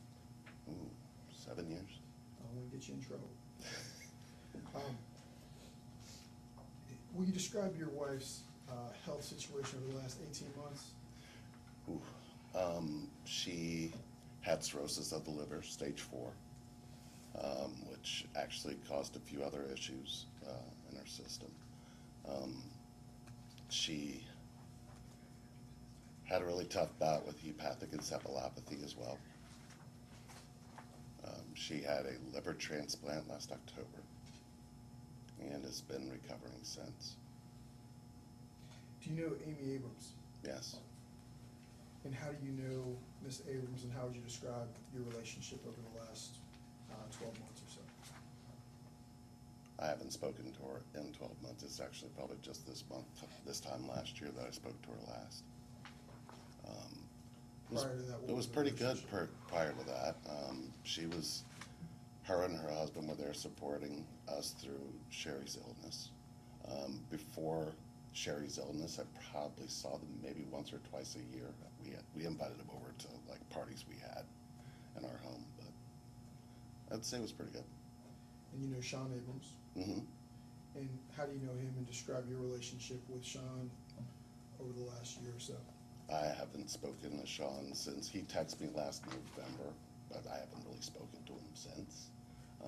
Prior to that, I would say it was pretty good. I mean, they were there supporting our family through what Sherry was going through. Have you had any confrontations with Sean Abrams or Amy Abrams over the last year approximately? No. I mean, other than text messages that were coming through. Okay. And describe to the court, what have you experienced in terms of conversations, verbal confrontations, in terms of posts with Amy and her husband?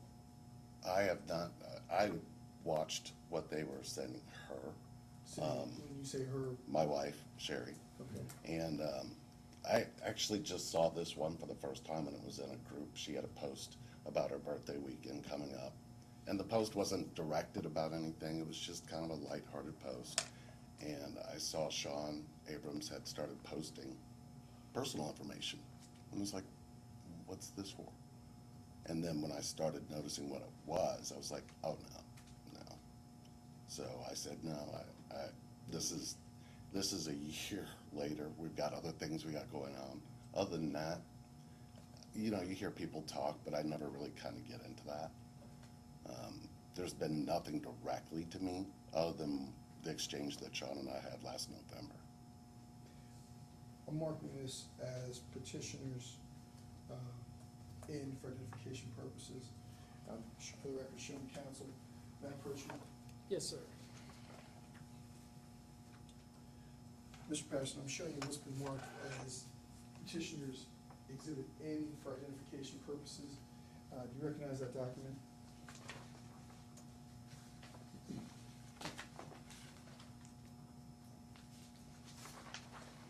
And I apologize for interrupting. Can we switch that to a number instead of N? You said petitioners exhibit? Yes. Can we do exhibit 3, so that way all of yours are, I apologize, we switched, I was thinking of his, I was just looking at my outline, please continue, that's No my problem. mistake. Yeah, I do recognize this. This is an exchange I had with Amy. Okay, what was that exchange about? I had sent Sean a message because, you know, like I said, she had hepatic encephalopathy, which her balance and even the way she Talking about Sherry's was, balance? yes, was slightly off. And she kept saying something to me about it. And I was kind of like, okay, I'll just be nice and just say, hey, you know, let's love on Sherry instead of pushing on her. That was it. And so, in terms of pushing on Sherry, who was pushing on Sherry? Sean, Okay, Sean Abrams? yes.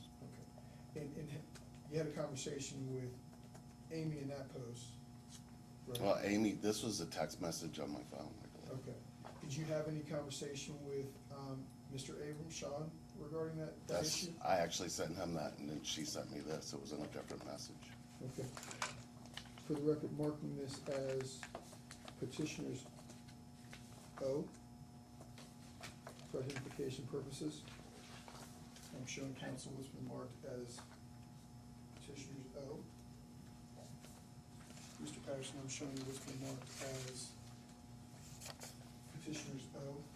Take a moment to familiarize yourself with that. Yep. What is that post?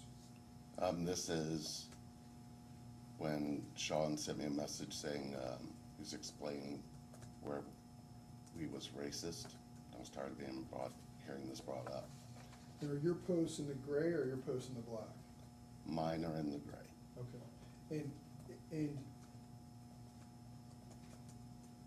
with regard to, that situation, did you ever, react in a threatening way? No.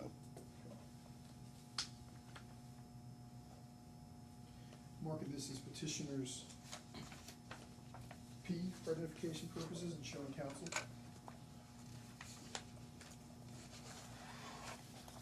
You take a moment to familiarize yourself with what's been marked as P, just take a peek. Do you recognize that document? Yes, this was the last correspondence. And who is this correspondence between? And this was a message that came across my phone from Sean Okay. on November 29th. Is your messaging in the gray or the black? Gray. And with regard to going back to petitioners in, is your messages in the gray or the black? Mine are in the gray. Okay. And with regard to redirecting your attention back to P, what's that posting or messaging about? Talking back and forth about my experience with what happened with Amy, or how I was being treated, and some things that I kind of just paid attention to. And he was saying that, guess, somehow he was saying that I was calling her out as racist online, but I've never done that. Okay. Are what's been marked for identification purposes as petitioners N, O, and P, those are all fair and accurate depictions of conversations or communications you've had with those individuals respectively? Yes. Okay. In June of 2022, what if anything happened that sort of brought the situation to a head? She was actually it was getting ready for her birthday, and she When you say posted she, are something. you talking about Sherry? I'm talking about Sherry, and Sherry was posting just, you know, in a group. She had planned on going to a concert with her son. So she had posted in a group about hanging out and that kind of thing. And then she said, she kind of looked upset and I said, what's going on? She goes, Sean is posting under my message. And I said, what's he posting? So she showed it to me. And it seemed to be our personal information was being posted on this post for God knows whatever reason. I said, this don't feel right. I'm calling the police. And what police department did you call? First I called Warren County Sheriff, and then they contacted Mesa Police. Okay.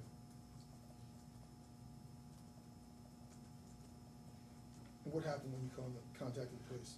I explained to them what was happening, and I kind of talked about a little bit of the things that have happened since last year. And I said, I don't talk to these people. I don't have time for this. I don't understand what this is about. But my personal information is being posted. And How'd he that said, make you feel that your personal information was out there? horrible. I mean, I work online. I mean, I heal people online. The last thing I want to do is see my personal information and things that I personally go through online. As a result of the phone call to the police, what happened? Well, he said that he was going to reach out to them, and then he gave us a call back and said that he had spoke to them and they should gonna stop or cease and desist is what he told me. He said if anything further happens to contact him back. And when you say he, you're talking about the Mason officer reaching out to them being the Abrams? Yes.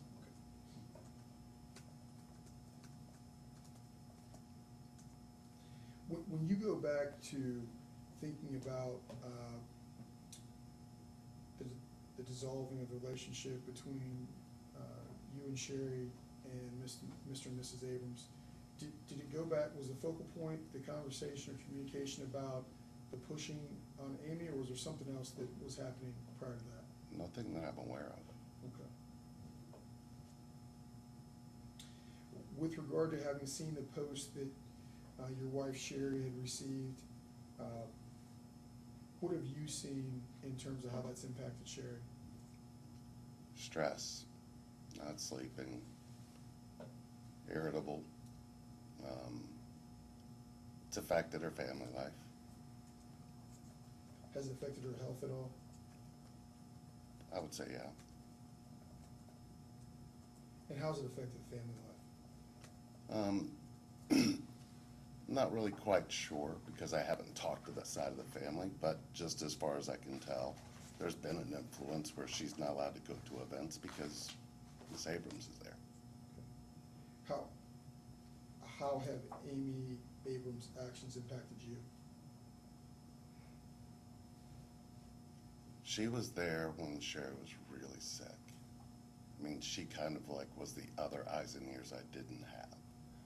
You know, because I worked as well, and my brother was there, but she was really being there and watching what was really happening. She could, I mean, there was just this bond that the four of us did have that just seemed to have shattered for, I don't even understand this. I really don't. And the only conclusion I can come to is things I've just experienced throughout my life. Have the posts that are racially in nature caused you any fear or concern? No, yeah. I read it and I'm like, this isn't coming directly from them, so why would I even go into that? I mean, again, the only people who knew that I felt that way are the people probably in this room. Why do you want a protection order? Because I'm watching what's happening and it just does not make sense. I'm tired of hearing about any form of harassment. And I don't understand the purpose of it. Thank you. Council may have a few questions for you. Just sit there. Thank you very much, Mr. Hawkins. Mr. Nolan, cross-examination. I don't have any questions for you. Thank you very much. Sir, you may step down. Thanks. Mr. Hawkins, any other witnesses? No, Your Honor, on behalf of the petitioner. With, subject to the admission of exhibits, do you rest? We do, with the subject to the admissions of A through P. Any objections to any of the exhibits A through P? No objections. A through P shall be admitted. Mr. Nolan, your case in chief, do you have any witnesses? Your Honor, before I move on, I'd like to make a motion for directed verdict pursuant to Rule 58-4. Just briefly, I don't believe there's any evidence tying any activity to Amy Adams, let alone a pattern of activity, or Amy Abrams, sorry, let alone a pattern of activity. And furthermore, in terms of mental distress, there's no evidence tying any mental distress specifically to anything Amy did. The closest thing that I believe I heard was being served with a court-ordered civil stalking protection order caused mental distress, but that's not mental distress under the terms of a menacing by stalking statute. So I'll just submit that the petitioner has not proved her case. Thank you. Thank you very much. And based on your motion and interpreting any and all inferences and evidence to the non-moving party, the court will deny your motion at this time. Thank you. Your first witness? We'll call Amy Abrams.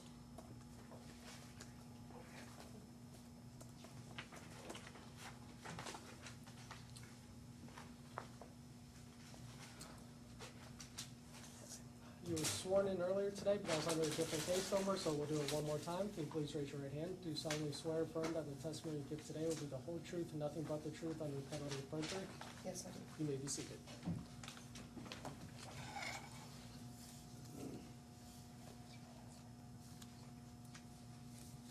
Your Honor, may I approach? Yes, sir. And just to make this easy, I'm gonna hand you all three exhibits at once. They're exhibits, petitioner's exhibits G, H, and L, for the record.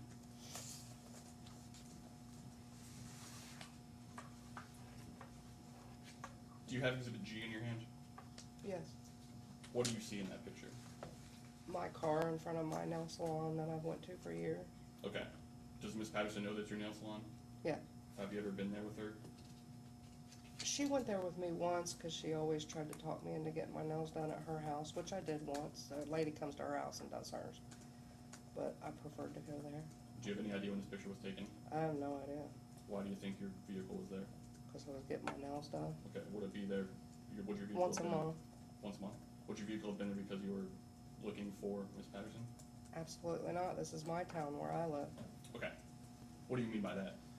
I pretty much stay in my own town, especially now that I know she lives in the town next to me, and I just go to my Walmart, my nail salon, my tanning salon, which she also goes to. I quit going there. I mean, I can't stop going places in my town where I go because she chooses to come there to do her stuff too. Okay. Let's move on to petitioner's exhibit H in front of you. Yeah. Do you recognize any of those messages?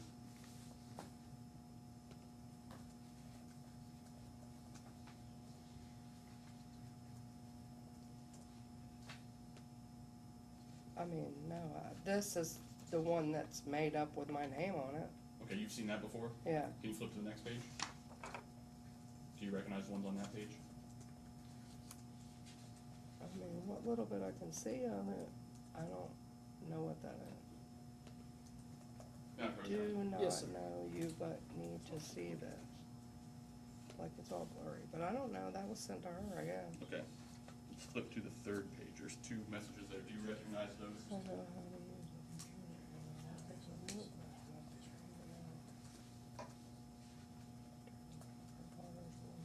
She will not even talk to her mom. This is more made up stuff. This is new stuff. I've never seen that. You haven't seen that one before today? No. Okay. Now the messages in there that you have seen, where have you seen them? Sent to me by Megan. Okay. Now let's move on finally to petitioner's exhibit L, which is in front of you.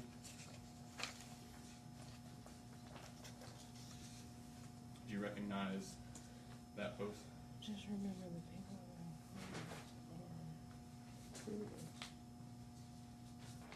that No, I don't even know who that is. Okay. Would that be the Debbie person there? I don't know who that is. Okay. No further questions. Thank you very much. Mr. Hawkins, any cross-examination? Just briefly, Ms. Abrams, you're indicating that in petitioner's G, that's your vehicle, correct? Yes. Okay. And with regard to the other documents that your counsel went over you with, those posts, you agree with me that there's negative statements that are in those posts, there's racist statements that are in those posts? Absolutely. Okay, nothing further. Thank you very much. Any redirect based on those questions, Mr. Nolan? Nothing, Your Honor. Ma'am, you may have to step down. Mr. Nolan, any other witnesses or evidence? We will rest and I'll just renew my Rule 50 motion and submit. Thank you very much. At this point in time, the court will deny your motion. And with regards to exhibits, you introduced respondents exhibit 1 and 2. Any objection? No objection. 1 and 2 shall be admitted. Thank you. Closings, do the parties wish to do written closings, oral closings, or submit on the evidence? Just a brief, oral closing, and these are the petitioner's exhibits, Your Honor. Awesome, thank you very much.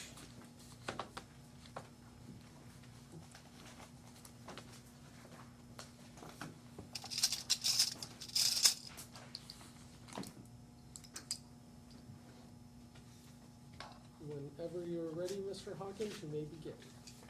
Thank you, Your Honor.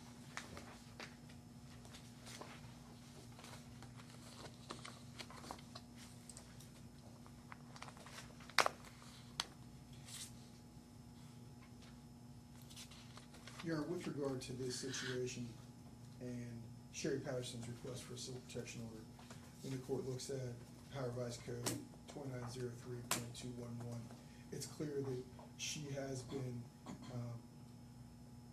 the recipient of harassing behavior that's really gone over the span of better part of 8 to 10 months. The court has seen and been inundated with numerous posts about my client that are racist, that are defamatory, calling her a pedophile, talking about financial issues she's had, talking about business that her and her husband have run. She's talked about the turmoil that's caused her in terms of emotional sadness, not being able to sleep, financial impact with regard to the business. It's also impacted her health, which she's discussed, to the extent where she's indicated she has to go and have a biopsy done to see if the liver that she's had a transplant on is rejecting it or if it's going to remain in taking. The circumstances of the myriad of these posts that have come through, they all indicate that they are coming from the respondent, Ms. Amy Abrams. It's a very one-sided situation. A lot of times the court sees a circumstance where you have this back and forth. That's not the case here. My client has been the recipient of this kind of treatment, these posts. Not only posts, but there have been things that have been said out publicly about my client as well. And those things are all negative in terms of bringing up criminal record, which some of the things she had not been convicted of, bringing up things about her not having a real business. These are all things that are very hurtful and have impacted her way of life and the people she interacts with, as well as her business. Nowhere in any of these posts do you see my client or her husband reacting in a threatening way, which really would be what one would think would be the natural way to react. But it's kind of a situation where they turn the other cheek, and they've dealt with a lot of negativity. You heard Sherry talk about that in terms of really fighting for her own life with regard to her health situation. And what's been presented as respondents, exhibits 1 and 2, where my client is essentially giving herself a pep talk, being sort of contorted to make it look as though my client has been unfazed and unimpacted, just isn't true. And it's not consistent with her testimony, and frankly, it's not consistent with what most people would feel if they had posts like that made about them. It's impacted my client and her family. She hasn't been able to see her grandkids. Her daughter's not talking to her. It's impacted her friends. So the layers of this in terms of what she's endured for months cut pretty deep. And the reality is the things that Ms. Abrams put out there, the things that her husband did, are the result of why she's asking for a protection order, to protect her, protect her 14-year-old son, protect her husband. You heard testimony from my client that Ms. Abrams and her husband have carry concealed weapon permits, that they go around with guns. The gratuitous racial comments is what warrants her fear and concern. The unprompted statements are what warrant the concern. It's not a back and forth where someone calls somebody a name and someone responds. This is something where no one's done anything. No one's said something to the Abrams, and this is just the reaction that they're getting. But at the end of the day, it's a very one-sided thing. Amy Abrams posting and talking to people, Sherry's a pedophile, Sherry's criminal record, Sherry's financial situation and bills, and Sherry's business. This is why she's asking for a protection order. It's impacted her. It fits with the statute. Sherry's done nothing to Amy or Sean to deserve this. Thank you. Thank you, Mr. Hawkins. Mr. Nolan? counsel. Your Honor, may it please the court, I'll be brief here. Ms. Patterson is not entitled to a civil stalking protection order against Amy Abrams. We've heard a lot of testimony about a lot of different things, but the sole issue in this case is whether Amy committed menacing by stalking. Whether Amy engaged in a pattern of conduct, 2 or more actions or incidents closely related in nature, and whether that pattern of conduct caused mental distress to Ms. Patterson. That's the only issue. And I submit that there isn't credible evidence that Amy did anything. Not a single incident. Most of the testimony we heard involves Amy's husband, Sean. Facebook posts, text messages, and Sean's not the respondent. Ms.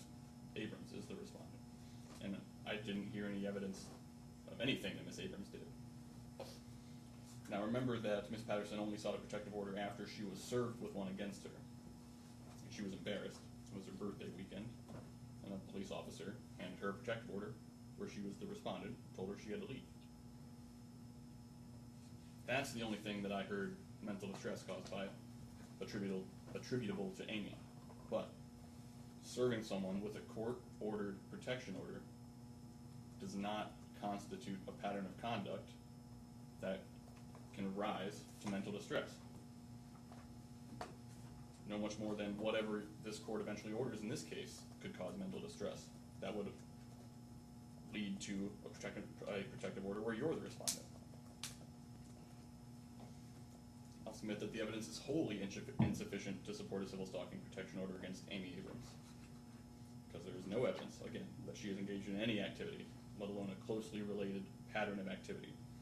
And although we heard evidence that could arise to mental distress, or at least stress, there is no evidence that ties that stress, the alleged mental distress, to any action that Amy Abrams is responsible for. Again, Your Honor, you determine credibility, and I submit that the testimony you've heard today tells you everything you need to know. There is no credible evidence to support the issuance of a civil stalking protection order against Amy Abrams, and I request that this court enter an order denying Ms. Patterson's request for protection order. Thank you. Thank you, Mr. Nolan.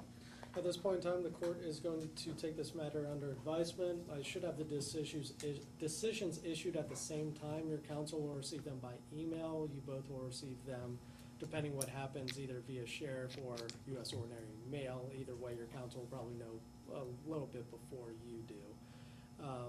You both retain very, very good trial attorneys. I don't think you understand how good they are compared to the whole legal field, and that says a lot about them.